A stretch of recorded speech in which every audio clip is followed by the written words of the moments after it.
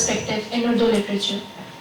Just a brief introduction about the book first. The book actually examined the continuing impact of colonialism on Urdu language, literature, and thought, tracing how colonial power shaped linguistic and cultural identities in South Asia and how these influences are persisting in the present. First published by Oxford University Press in 2013, titled as Mabad Mubadiyat Urdu ke Tanazul mein, has since appeared in later editions through Sange Mir Publications Lahore and Arshia Publications Delhi in 2024. Its English translation by Dr. Umair Ahmed Khan was originally published by University of Music and opened new possibilities for academic exchange between Lahore and Vienna. First of all, I would like to invite Dr. Nasir Abbas Nayyar on stage. Just a brief introduction about him, which is definitely not needed, but just as a part of formality. Dr. Nasir Abbas Nayyar is a scholar, critic, short story writer. He is the recipient of Tamgha-e-Imtiaz and several other literary awards. He has served as Director General of Urdu Science Board Lahore and as a Professor of Urdu at University of Punjab. He currently serves as the editor of Bunyad, the research journal which has been published by Gurmani Center. Dr. Nayyar is widely regarded as a pioneer of post-colonial discourse in Urdu.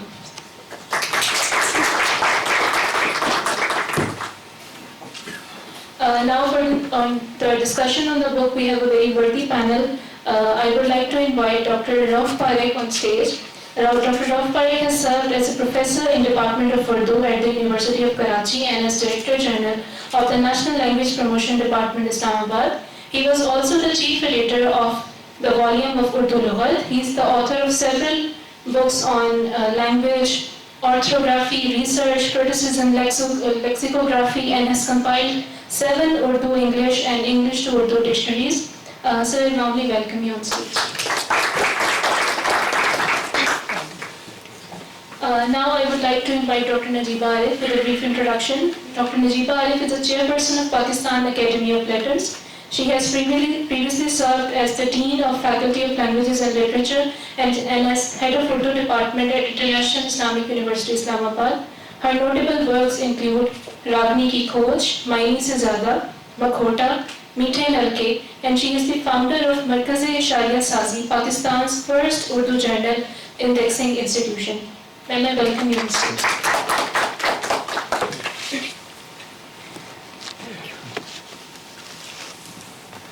The book has been translated by Dr. Umair Ahmed Khan, and we are lucky to have him on the panel as well. Dr. Umair Ahmed Khan is a translator, is a script doctor, and educator working across film, theatre, and television. He holds a PhD in script writing and dramaturgy from the University of Music and Performing Arts. He has served as visiting faculty of DePaul University, Chicago, and Frankfurt School of Music and Performing Arts, and has worked as a script consultant on several international projects. So I welcome you on stage.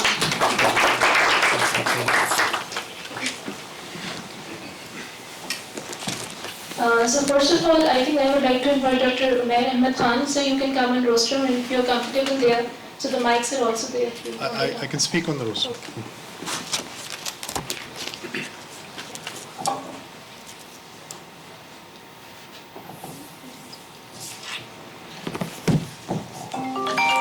Assalamu alaikum.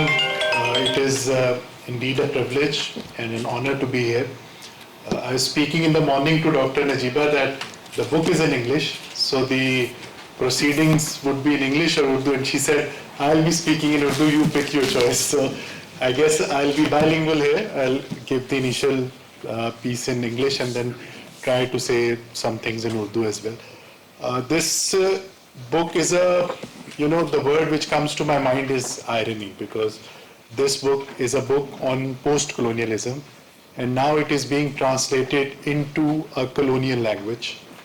And English as the primary colonizers, now this book is actually, in my humble opinion, it is not a translation, but it is a dialogue that Urdu is finally talking back to the colonizer, to English in its own language with subtitles in Urdu. So it carries its Urdu undercurrents very faithfully, but it speaks to the global audience, which is something that I have always felt has been missing from our discourse, that we have not been taking the colonization process to the colonizer. There are always two parties to a colonization process, the colonized and the colonizer. And I think both of them need to learn from the past, and it is equally important for both of them to learn. So while I have seen some work on post-colonialism in Urdu language, the absence of its translation in English always haunted me. And I was very fortunate that through a, I would say, coincidence, I came across Dr. Nasir Abbas Nayyar. I saw his work and I was thoroughly impressed, and I thought this work deserves to be in English, and I'm really honored that I have been able to fulfill that task. The degree to which I have been successful is for Dr. Nasir and readers to judge. At least he says to my face that he is happy with the quality of translation. The quality of his work actually merits a lot more academic passion than I think anyone can bring to this project. I have tried to be as faithful to his original work, which is a landmark work in my opinion. It opens a lot of new avenues, it opens a lot of new grounds for this work to be explored further.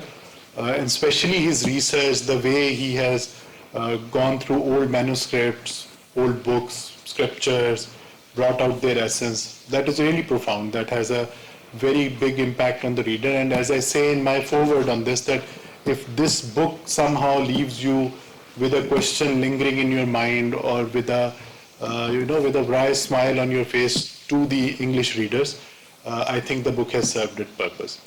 So I would also say that the quality of translation may be a secondary thing, but the importance of translation is very important. That this book deserved to be in English, and it has now gone to finally that language. The project actually which we were doing in our university was a decolonization and post-colonialism themed project, and they had picked works from all around the world. Coincidentally, I was the only teacher in belonging from Pakistan, and they told me that there is no work from Pakistan that has been picked, and that actually sort of motivated me to actually choose a work. Otherwise, I am not properly a literature academic in the sense of the word that we say. My master's was in literature, but then I shifted to script writing, and I became more professionally involved in television, drama, and the media side of things. I have been away from universities other than my visiting faculty commitments. So I have not been in that academic circle where I was supposed to, translate or write research works or do those books. Like my worthy companions on the panel, they are way ahead of me in that field. But this opportunity came, and it is more of a coincidence. And today, when I stand here, again the word irony strikes me, because I am standing in Lahore University of Management Sciences, which is an English word known for its proficiency in English, in Gurmani Center. Nawab Gurmani, actually, I come from a Baloch tribe. My Baloch tribe is sister tribe to Nawab Gurmani's tribe. So we both were the kind of, what we can say, Nawab Gurmani's tribe was actually beneficiary of the colonial system in the South Punjab, and my forefathers were the ones fighting against the British colonizers. So I think there are so much of history involved in this launch alone. That's why when I was translating this book, it always brings back a lot of those memories to me. Like my forefathers were part of Reshmi Rumal Tehreek, and today I have been educated in the language of the people they were fighting, and I'm trying to bring this book to that audience. So that's kind of, that's why I said the word irony has always been hitting me whenever I was looking at that book. Now, a few words in Urdu. ये किताब जब मेरे पास आई उर्दू माबाद नौबादियात के तनाजुर में, तो मुझे जिस चीज़ ने सबसे ज़्यादा मुतासिर किया वो लफ्ज़ माबाद नौबादियात है, क्योंकि जितनी महदूद इल्म जितना मैं उर्दू ज़बान के बारे में रखता हूँ, और शायद डॉक्टर रऊफ़ फारिक बाद में मेरी तस्हीह भी करे कि माबाद एक ऐसी चीज़ है जो बाद नहीं है, यानी वो गुज़श्ता से पैवस्ता है किसी अंदाज में, वो ख़त्म होने के बाद नहीं है, वो जुड़ी हुई है अपने माजी से. तो हम आज भी जब अपने इर्द गिर्द नज़र दौड़ाते हैं तो हमें नज़र आता है कि नौबादियाती दौर ख़त्म नहीं हुआ है. ہم ایک ماں بعد نوبادیات کے دور میں ہیں. انگریزی کا لفظ پوسٹ وہ گہرائی نہیں رکھتا جو اردو کا لفظ ماں بعد رکھتا ہے, کہ ہم ان تمام اثرات کو آج بھی اپنے معاشرے میں, اپنے ارد گرد اسی طرح جلوہ افروز دیکھ رہے ہیں جس طرح ماضی میں وہ تھے, اور ان کا اثر آج بھی ہمارے ذہنوں پر ہے, اور ہم نے ان کو کبھی بھی اس انداز میں ان کا تجزیہ کرنے کی ضرورت محسوس نہیں کی کہ نوبادیاتی دور نے ہمارے علمی ڈھانچے پہ, ہمارے فکری تصورات پہ کس طرح کے اثرات مرتب کیے ہیں. اور اس کتاب کی اہمیت اس لیے دو چند ہے کہ یہ اردو زبان کے اوپر پڑنے والے ان اثرات کا محاکمہ کرتی ہے.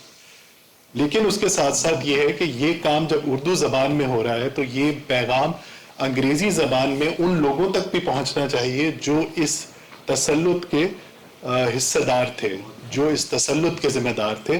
ان لوگوں کو بھی یہ پیغام ضرور جانا چاہیے کہ اس نوآبادیاتی ڈھانچے نے کیا اثرات ہم پہ مرتب کیے ہیں. جب میں یورپ کے اندر اس مکالمے کو دیکھتا ہوں جو ماں بعد نوآبادیات پہ ہو رہا ہے, تو مجھے احساس ہوتا ہے کہ افریقہ سے یا آسٹریلیا سے یا ان خطوں سے جہاں نوآبادیاتی دور رہا, وہاں سے بہت مضبوط آوازیں اب انگریزی زبان میں انگریزوں سے مکالمہ کر رہی ہیں, لیکن ہمارا خطہ اس میں غیر حاضر ہے, غیر موجود ہے.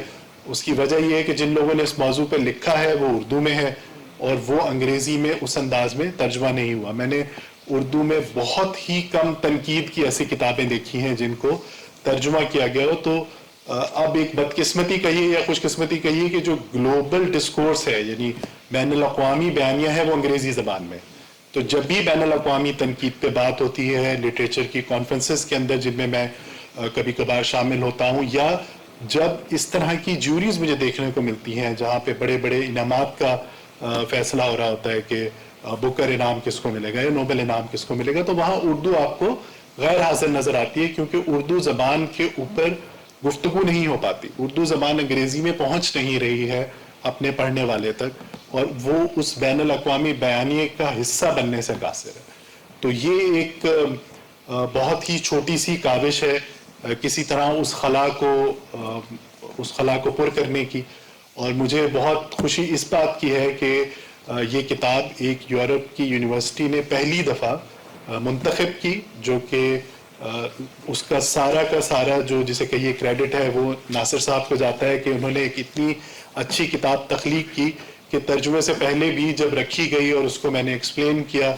ظاہر ہے میں ایک ایسی یونیورسٹی میں ہوں جہاں انگریزی بولنے والوں کی تعداد اس سے بھی کم ہے جتنی پاکستان کی یونیورسٹیوں میں ہوتی ہے, وہاں زیادہ تر جرمن زبان میں پڑھایا جاتا ہے. لیکن جب میں نے ان کو ان کے حوالے یہ چیز کی کہ اس کتاب میں کس طرح کے موضوعات کو زیر بحث لایا گیا, تو یونانیمسلی انہوں نے اس کتاب کو منتخب کیا, اس کتاب کا ترجمہ کیا گیا, اور یہ کتاب اب وہاں پہ جو اس سال پوسٹ کولونیلزم کا نصاب ہے اس میں پڑھائی بھی جا رہی ہے. تو یہ میرے خیال میں ایک پاکستان کے پروفیسر کے لیے اس سرحد کو عبور کرنا, وہاں پہنچنا, یہ بہت بڑی بات ہے. ہم سب کو اس پہ فخر بھی کرنا چاہیے. اور میں ایک بار پھر ناصر صاحب کا شکریہ بھی ادا کرتا ہوں کہ انہوں نے اپنے اس علمی کام کو میرے ساتھ شیئر کیا, مجھے اجازت دی کہ میں اس کا ترجمہ کر سکوں, جیسا بھی برا بھلا میں کر سکا.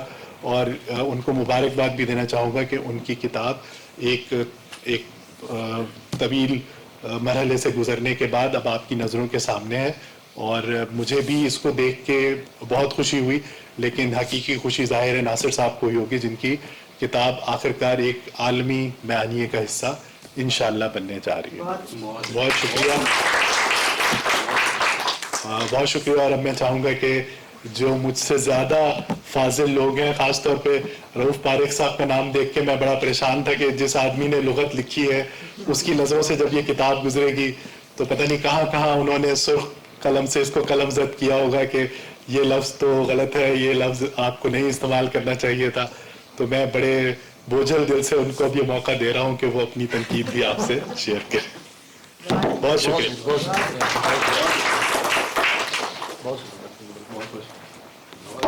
Thank you so much, sir. Afterwards, I think I would like to invite Dr. Najeeba for her comments on the book.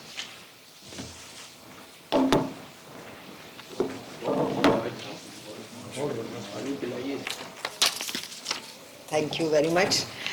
آج صبح مجھے یہ محسوس ہوا کہ میں ذہنی طور پر جس انتشار کا شکار ہوں اور اس کی وجہ ظاہر ہے آپ لوگ نہیں تھے. اس کے نتیجے میں پتہ نہیں میں اس کتاب کے بارے میں کچھ کوئی نپی تلی گفتگو کر سکوں گی یا نہیں, تو میں نے صبح بیٹھ کے چند الفاظ لکھ لیے ہیں اور یہ آپ کو ڈرانے کے لیے پڑھ کر سناؤں گی. یہ 1500 الفاظ ہیں تقریباً, تو مجھے امید ہے کہ آپ زیادہ بور نہیں ہوں گے. سب سے پہلے تو میں ڈاکٹر ناصر عباس نیر صاحب اور ڈاکٹر عمیر احمد خان صاحب کو مبارکباد پیش کرنا چاہتی ہوں.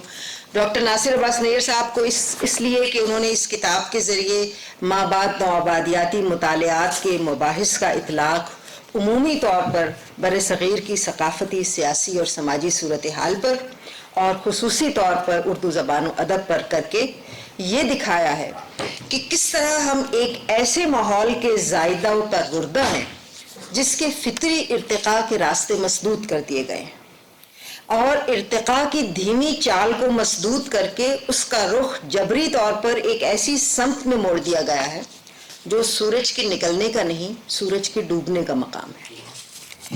دوسری مبارک جناب عمیر احمد خان کے لیے, جنہوں نے اسے انگریزی میں منتقل کر کے گویا ایک آئینہ فراہم کیا ہے, جیسے کہ ابھی وہ اپنی خوبصورت گفتگو میں کہہ رہے تھے کہ جس آئینے میں اس سارے عمل کی سفاکی اور جبریت کا چہرہ ان قوموں کو بھی دکھائی دے سکتا ہے جو اس عمل کی ذمہ دار, محرک اور عامل رہی ہیں. مابعد نوآبادیاتی عمل, جیسا کہ آپ سب جانتے ہیں, تاریخ کا ایک وقوعہ ہے. یہ انسانی ارتقاء کے ایک خاص دور میں پیش آنے والا ایک حقیقی واقعہ ہے. ایسا واقعہ جس میں کرۂ ارض میں بسنے والی انسانی مخلوق کا کم از کم 2/3 حصہ زد میں آیا.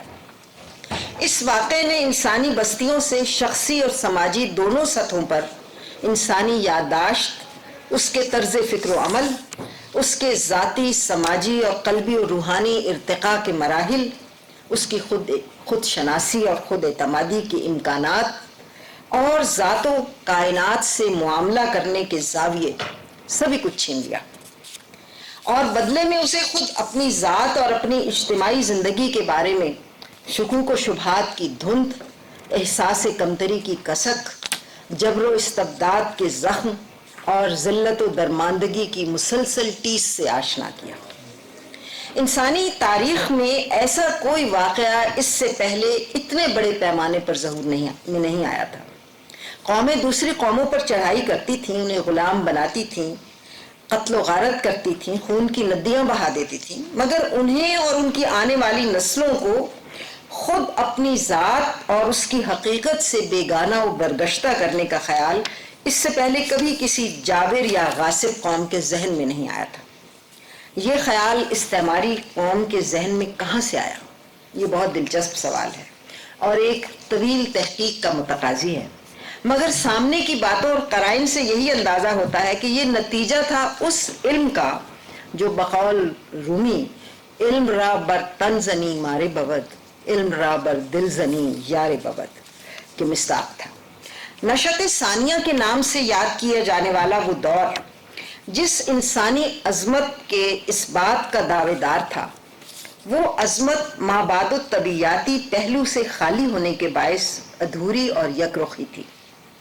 اس لیے اس میں ایک طرف انسان کو کراؤن آف دا یونیورس کہا گیا, تو دوسری طرف اسی انسان کو مادی منفعت اور سیاسی تسلط کے لیے کیڑے مکوڑے سے بھی حقیر سمجھا گیا.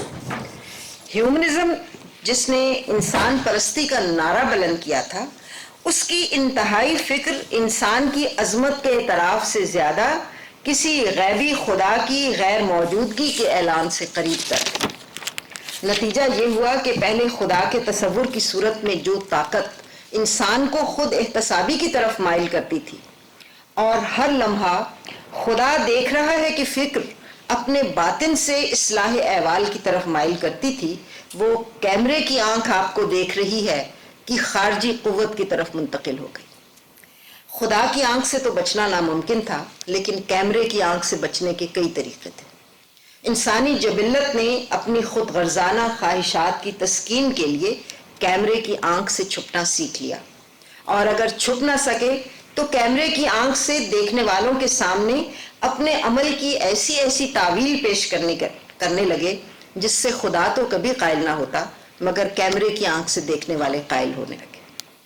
یہ وہ طریقہ کار تھا جس کے نتیجے میں جبر و استبداد، تسلط اور غاصبانہ قبضے کے اچھے اچھے نام رکھ دیے گئے، جیسے روشن خیالی، نظام تعلیم، معروضیت، منطق اور اثباتیت وغیرہ، اور ان ناموں کی آڑ میں انسانی بستیوں کا شکار کھیلا گیا۔ نو آبادیاتی نظام کی جڑ میں یہی عوامل پوشیدہ تھے۔ ایڈورڈ سعید نے اپنی کتاب اورینٹلزم میں تفصیل سے بتایا ہے کہ کس طرح علم کو طاقت کے حصول کے لیے استعمال کیا گیا، اور پھر اس طاقت کی مدد سے ایک ایسا نظام تشکیل دیا گیا جو آنے والے زمانوں تک بھی مؤثر رہ سکے اور نسل در نسل غلبے اور تسلط کی میراث باقی رہے۔ تاریخ کا یہ وقوعہ 20ویں صدی کے نصف میں اگرچہ بظاہر اپنے اختتام کو پہنچا، مگر طاقت کے مراکز نے اس بات کا پہلے سے اہتمام کر رکھا تھا کہ اس عمل کا تسلسل رکنے نہ پائے، اور اس اہتمام کا سب سے مؤثر ہتھیار تعلیمی نظام تھا، جس کے ذریعے انسانی فکر کی تراش خراش ایک مخصوص سانچے کے مطابق کی جاتی رہی۔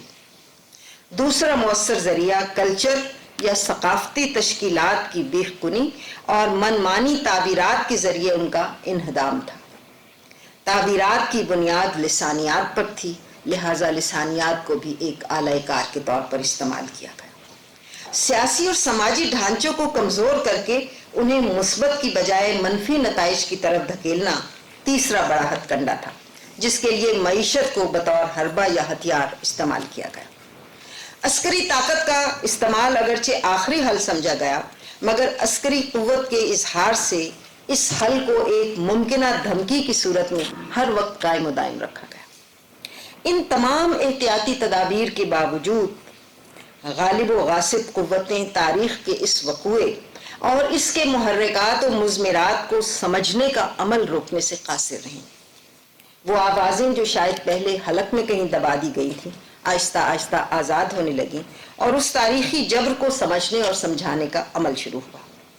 یوں مابعد نوآبادیاتی مطالعہ ایک تھیری کی صورت میں سامنے آیا، جس کے ذریعے نوآبادیاتی طاقتوں کے پرفریب عمل کو سمجھنے اور فراموشی کی قبر میں مدفون اپنی اپنی مقامی تہذیب و ثقافت کی بازیافت اور اس کے قدر و قیمت کے اعتراف کا عمل شروع ہوا۔ مابعد نوآبادیاتی مطالعات کی نظریاتی بنیاد گزاری کا کام انہی قوموں کے افراد کے اذہان میں ہوا جنہیں کم تر، ناکارہ، اجڑ اور جاہل سمجھا گیا تھا۔ فرانس فینن ہوں یا ایڈورڈ سعید، البرٹ میمی ہوں یا ہومی کے بھابا، نو آبادیاتی جبر اور اس کے اثرات کو سمجھنے اور اس کے ذریعے اپنی شخصی اور قومی شناخت کو اثر نو دریافت کرنے کے عمل کا آغاز 20ویں صدی کے نصف آخر میں شروع ہو چکا تھا، لیکن اردو زبان میں اس کی تفہیم و تعبیر کا آغاز 21ویں صدی میں ہی ہو پایا، جب اردو بولنے والی اقوام بالخصوص ہندوستان اور پاکستان میں مابعد نوآبادیاتی جبر و استبداد کے واضح نتائج سامنے آنے لگے۔ اردو میں اس تھیری کے بارے میں پہلے بھی سنا اور لکھا گیا تھا، مگر اسے ایک منضبط اور باقاعدہ صورت میں تشکیل دینے کا عمل ناصر عباس نیر صاحب کا منتظر تھا۔ انہوں نے 2013 میں پہلی بار شائع ہونے والی اپنی کتاب مابعد نوآبادیات اردو کے تناظر میں کے ذریعے نہایت منظم طریقے سے ان بنیادی مباحث کو اردو زبان میں پیش کیا جو اس سے پہلے انگریزی اور یورپی زبانوں میں تو موجود تھے، مگر اردو میں ایک باقاعدہ نظام کی صورت میں ناپید تھے۔ اس کتاب کے پہلے 4 ابواب اس تھیری کا بنیادی مقدمہ پیش کرتے ہیں، جس کے لیے انہوں نے بجا طور پر تھیری کے بنیاد گزاروں کے حوالے دیے ہیں۔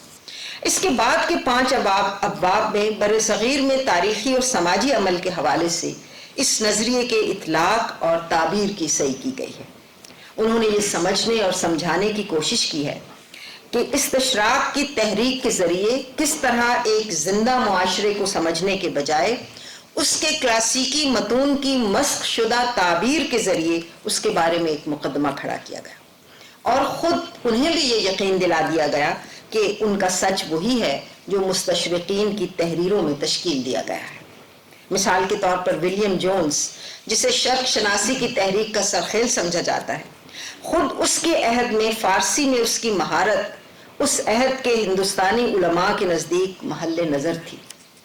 وہ اسے ایک غیر ملکی زبان شناس کے طور پر تو سراہتے تھے، مگر وہ جانتے تھے کہ اس کا فارسی علم سطحی ہے، اور وہ زبان کی پرتوں اور گہری باختوں سے واقف نہیں ہے، لیکن وقت گزرنے کے ساتھ ساتھ زبان پر اس کی مہارت کا مقدمہ یوں قائم ہوا کہ اس کی کہی ہوئی ہر بات گویا پتھر پر لکیر ہو گئی۔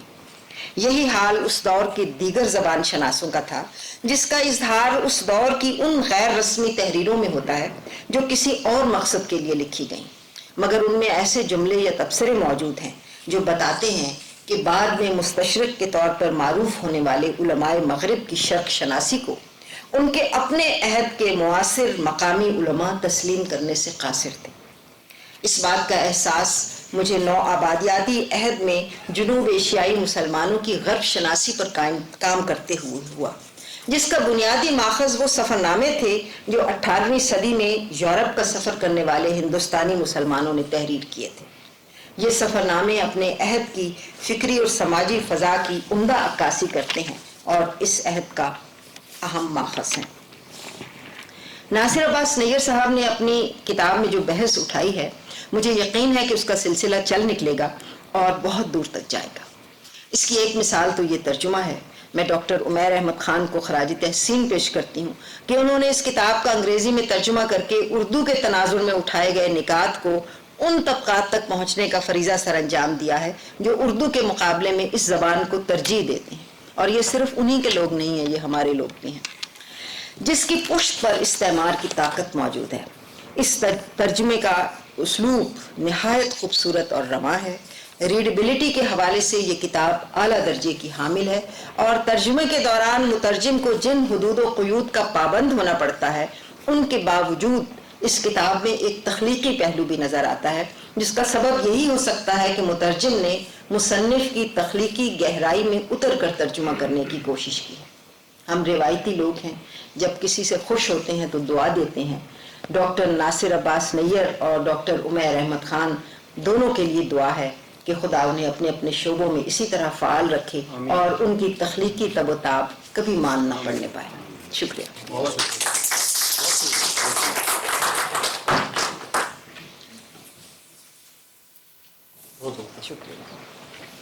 بہت شکریہ میم۔ اب میں رؤف فاروق صاحب کو دعوت دینا چاہوں گی کہ آپ اظہار خیال کریں۔ بسم اللہ الرحمن الرحیم، الحمد للہ رب العالمین، الصلاۃ والسلام علی خاتم النبیین وعلی آلہ واصحابہ اجمعین۔ کسی تقریر میں سب سے آخر میں تقریر کرنے کا نقصان یہ ہوتا ہے کہ جو باتیں آپ کو کرنی ہوتی ہیں وہ آپ سے پہلے والے لوگ کر چکے ہوتے ہیں۔ جیسے ایک استاد سے ہم نے کہا کہ فارسی کے شعر کی تشریح کیجئے، انہوں نے تشریح کر دی لمبی چوڑی، تو ہم نے دوسرے استاد سے کہا آپ بھی تشریح کیجئے، انہوں نے کہا میں ان سے متفق ہوں۔ تو جو حضرات مجھ سے پہلے گفتگو فرما کے گئے میں ان سے متفق ہوں، لیکن آخر میں تقریر کرنے کا ایک فائدہ یہ ہوتا ہے کہ حاضرین تھک چکے ہوتے ہیں اور کوئی سنتا نہیں، آپ کا جو جی چاہے کہیے۔ لیکن ایک دو باتیں میں ضرور کہوں گا، خاص طور پہ عمیر صاحب نے جو آپ کو ڈرا دیا میرے بارے میں کہ پتہ نہیں میں کوئی خوفناک چیز ہوں، لیکن ایک لفظ بہت اچھا استعمال کیا میرے لیے کہ یہ بہت فاضل ہے۔ تو فاضل کا مطلب اردو میں فالتو یا ایکسٹرا بھی ہوتا ہے، تو اس حد تک تو میں ان سے متفق ہوں۔ الفاظ کے بارے میں یہ عمیر صاحب نے مجھے صبح اتفاق سے ہم لوگ بات کر رہے تھے تو کہنے لگے کہ اس میں جو ایک چیپٹر ہے اس کتاب میں اکبر کی شاعری پر ہے، اکبر الہ آبادی کی شاعری پر ہے، اس میں ایک لفظ آیا ہے نیٹو۔ اس زمانے میں بہت عام تھا یہ اکبر الہ آبادی جو ہے نا، وہ سر سید اور شبلی اس دور میں۔ تو عمیر صاحب کہنے لگے کہ میں پہلے اس کو نیٹو سمجھا، اور میں نے سوچا کہ اس زمانے میں تو نیٹو تھی ہی نہیں اور یہ کیسے ہو سکتا ہے۔ میں نے کہا ہم چونکہ اردو کے لوگ ہیں، اردو میڈیم انورٹڈ کاماز میں، تو ہم اردو میڈیم لوگ جو ہیں نا، ہم لوگ اس نیٹو سے بہت اچھی طرح واقف ہیں اور ہمارے لیے کوئی ایسی بات نہیں ہے۔ لیکن بہرحال یہ بات ٹھیک ہے کہ ایسے موقع پر وہ فٹ نوٹ میں یا کوئی نشاندہی ہونی چاہیے تھی، اور غالباً انہوں نے کی بھی ہے۔ دوسری بات نجیبہ صاحبہ نے ایک بات کہی کہ ناصر صاحب نے ایک جگہ اسپیس کا ترجمہ عرصہ کیا ہے۔ میں نے کہا بالکل ٹھیک کیا ہے، کیونکہ عرصہ عربی زبان کا لفظ ہے اور عربی میں اس کے معنی ہے میدان۔ یا خلا یا جگہ. تو وہ جو اردو کا مشہور مصرع ہے کہ یہ گھڑی محشر کی ہے تو عرصہ محشر میں ہے، تو یہاں عرصے سے مراد میدان ہے، حشر کا میدان ہے. تو ناصر صاحب نے جو کام کیا ہے وہ اس لیے زیادہ قابل داد ہے کہ ناصر صاحب کے پاس ایسے بہت ساری اصطلاحات تھیں انگریزی کی جو اردو میں پہلے یا تو استعمال نہیں ہوئی ہیں یا بہت کم ہوئی ہیں. تو ناصر صاحب کو مطلب 2-3 کام ایک ساتھ کرنے تھے کہ ان سارے مباحث کو اردو میں پیش کرنا اور اس طرح پیش کرنا کہ قاری اس کو سمجھے، روانی ہو نثر میں، اور جو الفاظ یا ٹرمینولوجی جو انگریزی کی ہے جو اردو میں وجود ہی نہیں رکھتی اس کو اپنے اسلوب میں ڈھالیں. تو یہ اس میں بیشتر اس میں کامیاب رہے ہیں، اور کہیں ایک آدھ لفظ اگر ایسا ہے جو نامانوس محسوس ہوتا ہے تو اس کی وجہ یہ کہ وہ استعمال نہیں ہوتا اردو میں. اب یہ ہو جائے گا، جیسے مقتدرہ قومی زبان کا نام جب سب سے پہلے رکھا گیا تو لوگ کہتے تھے مقتدرہ اتنا مشکل ہے، پتہ نہیں اس کا کیا مطلب ہے، لیکن اب رائج ہو گیا.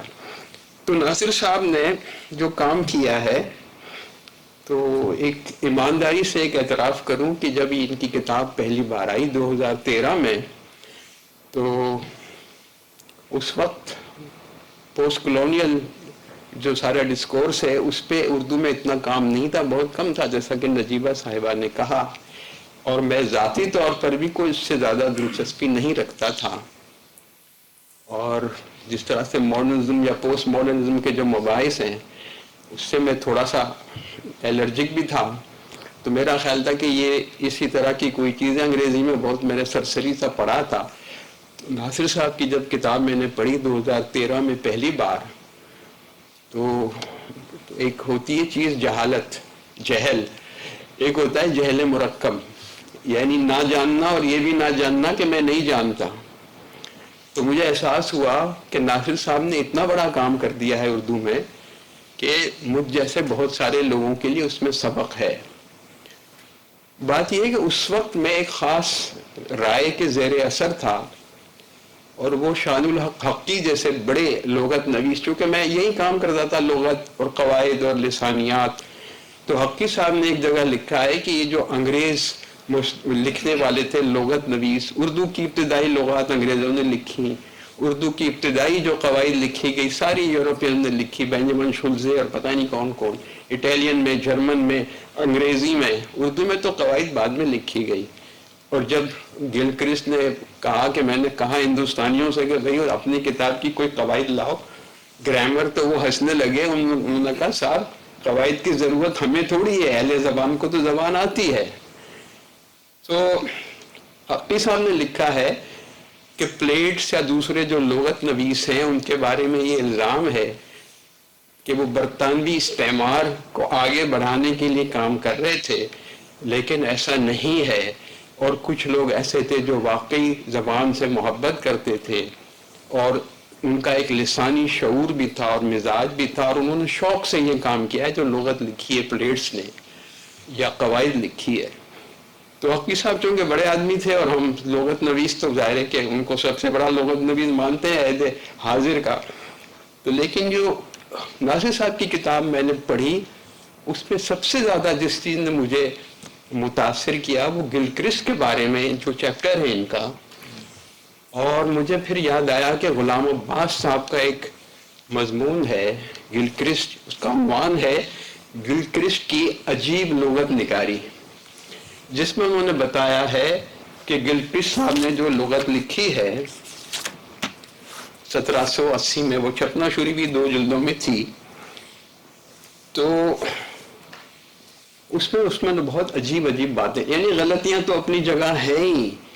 گلکرسٹ صاحب فرماتے ہیں کہ تاج محل کے اندر شاہ جہان اور اس کی بیگم نور جہاں دفن ہیں، شاہجہاں کی بیگم نور جہاں.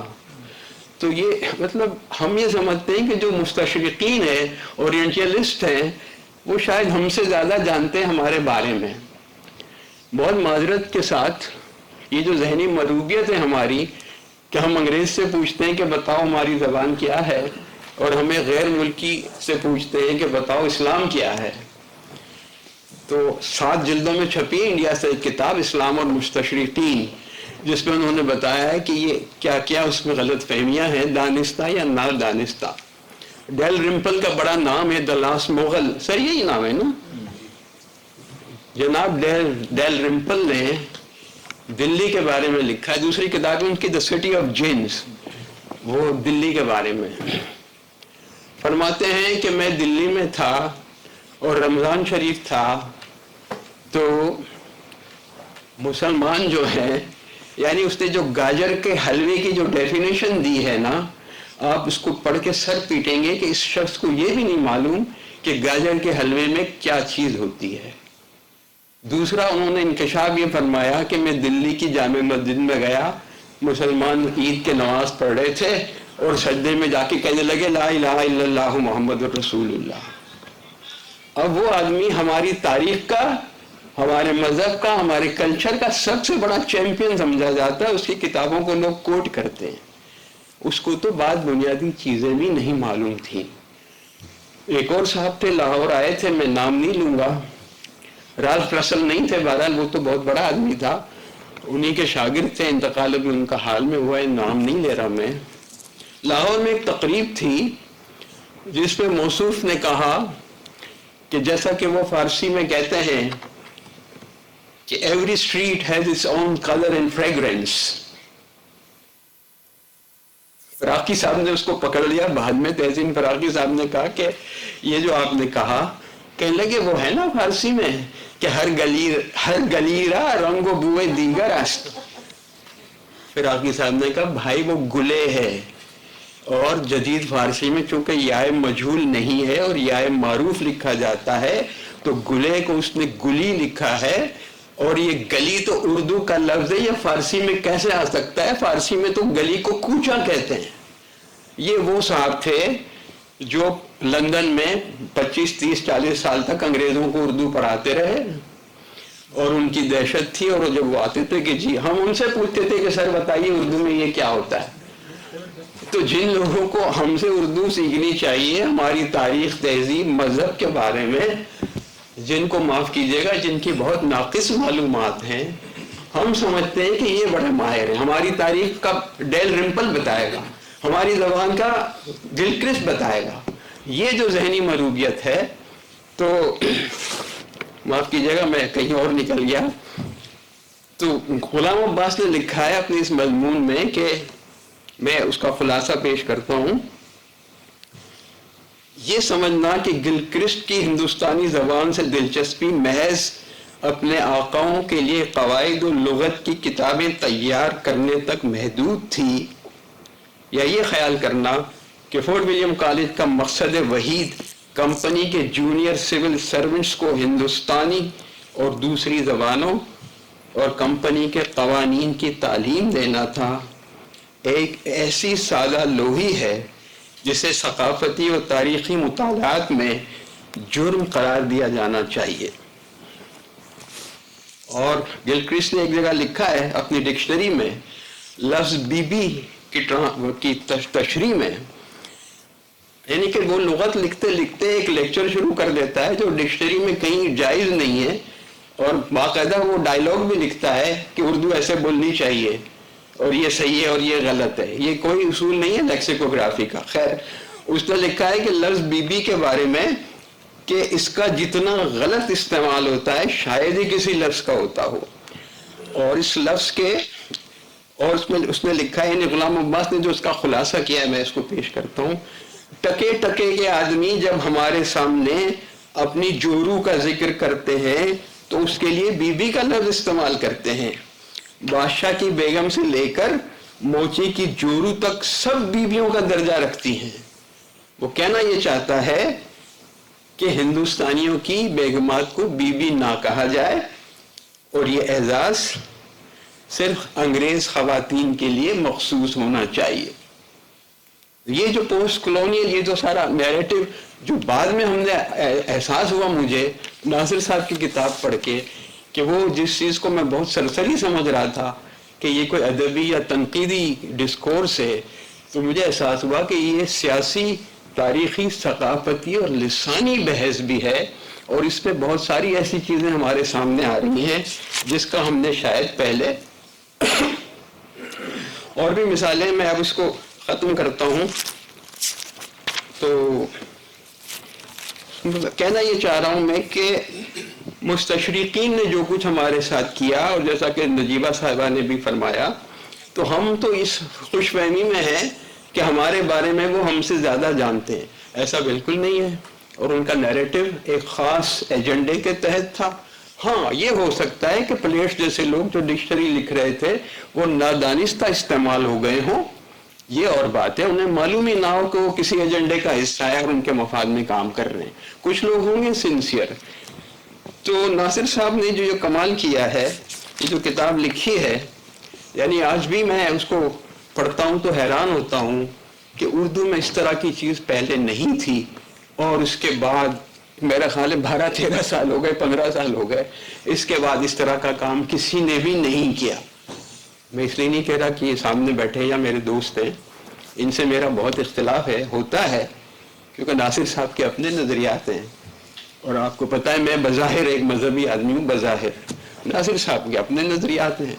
تو ہم we have agreed to disagree کہ ٹھیک ہے، آپ کو حق ہے کہ آپ مجھ سے اختلاف کریں، اور یہ ناصر کا روح سے اختلاف نہیں ہے، یہ ایک نظریے کا دوسرے نظریے سے اختلاف ہے. اور ناصر صاحب کو حق ہے کہ وہ مجھ سے اختلاف کریں. یہی حق میں ان سے اپنے لیے مانگتا ہوں جو وہ دیتے ہیں خوش دلی سے، کیونکہ یہی علمی رویہ ہے نا. تو جو بات ہے، ایک خاص بات جو اس کتاب میں نے محسوس کی کہ ناصر صاحب ہر معقول آدمی کی طرح کلونیلزم کے تو خلاف ہیں، لیکن چونکہ یہ جدیدیت کے پرستار ہیں، معافی چاہتا ہوں، اور میں روایت کا بندہ ہوں، میں جدیدیت کو میں اچھا نہیں سمجھتا، اور مابعد جدیدیت تو اس سے بھی چار ہاتھ آگے ہے. تو ناصر صاحب کلونیلزم کے تو خلاف ہیں، لیکن جدیدیت کا کہیں کہیں دفاع کرتے ہوئے نظر آتے ہیں. حالانکہ میں یہ سمجھتا ہوں کہ جدیدیت یا modernism it's a kind of neo-colonialism. Colonialism کے نیریٹو کو سپورٹ کرنے کے لیے جدیدیت کے نظریات کو آگے بڑھایا گیا. میں معافی چاہتا ہوں سر، آپ کے نظریات ہیں اور میرا یہ خیال ہے، لیکن یہ کتاب جتنی خوبصورت ہے اور جتنا عمدہ ناصر صاحب نے کام کیا ہے، اور دوسرے ایڈیشن میں جو اضافہ بھی کیا ہے ایک آرٹیکل کا، تو اس پر ان کو جتنی داد دیں، داد تو کیا دیں گے، شکریہ ادا کر دیں تو بہت ہے، کیونکہ اردو میں ایسا کام پہلے نہیں تھا. اور عمیر صاحب نے جو ترجمہ کیا ہے تو اس کی تو داد تو اب میں کیا دوں. ماشاءاللہ جو خاص بات ہے جو نجیبہ صاحبہ نے بھی کہی کہ دیکھیے انگریزی اس وقت دنیا کی لنگوا فرینکا ہے، اور جب تک آپ کوئی بات انگریزی میں نہیں کریں گے پاکستانیوں بے قائل بھی نہیں ہوتے، سمجھ بھی اگر آ جاتی ہے تو اگر انگریز کہتا ہے تو وہ ٹھیک بات ہے. تو دنیا میں کہیں بھی جو علمی مباحث ہیں اس میں اردو کی پوسٹ کلونیل تھیوری کا کوئی ذکر نہیں ہے کہ ہم نے کیا کام کیا ہے یا ہمارے کیا نظریات ہیں. اور عمیر صاحب نے مجھے بتایا کہ وہاں ان کی یونیورسٹی میں یا یورپ میں جنرلی انگریزی دان طبقے میں ایک تاثر یہ ہے کہ اردو میں پوسٹ کلونیلزم پہ کبھی کوئی کام ہوا ہی نہیں ہے. تو مبارکباد کے قابل ہیں عمیر صاحب، انہوں نے اتنا خوبصورت اور رواں ترجمہ کیا ہے، اور اس سے ہوا یہ ہے کہ اردو ادب کی ایک جہت پوری دنیا کے سامنے انگریزی زبان کے ذریعے آ گئی ہے، جس سے ہم یہ کہہ سکتے ہیں کہ اردو ادب میں کوئی جو بہت بڑا خلا لوگ سمجھتے تھے وہ ہرگز نہیں ہے، اور ہم نے بھی اس میں بہت کام کیا ہے.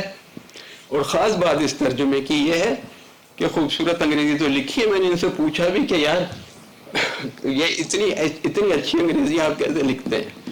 یہ کراچی میں رہے ہمارے ساتھ تو پتہ نہیں کچھ، میرا خیال ہے آپ کہیں انجینئرنگ میں کہیں تھے. تو یہ مطلب پڑھی فارسی بیچا تیل، دیکھو رے قسمت کے کھیل. تو جو کام قدرت کو لینا تھا ان سے ماشاءاللہ وہ لے لیا گیا ہے. اور میں بہت مبارکباد پیش کرتا ہوں ناصر صاحب کو، عمیر صاحب کو، اور میں یہ سمجھتا ہوں کہ ان دونوں حضرات نے جو کام کیا ہے وہ اردو کے لیے قابل فخر ہے، لمس کے لیے بھی اور پاکستان کے لیے بھی. بہت بہت شکریہ. میری کوئی گزارشات اگر آپ کو ناگوار گزری ہوں تو میں معافی چاہتا ہوں. بہت بہت شکریہ.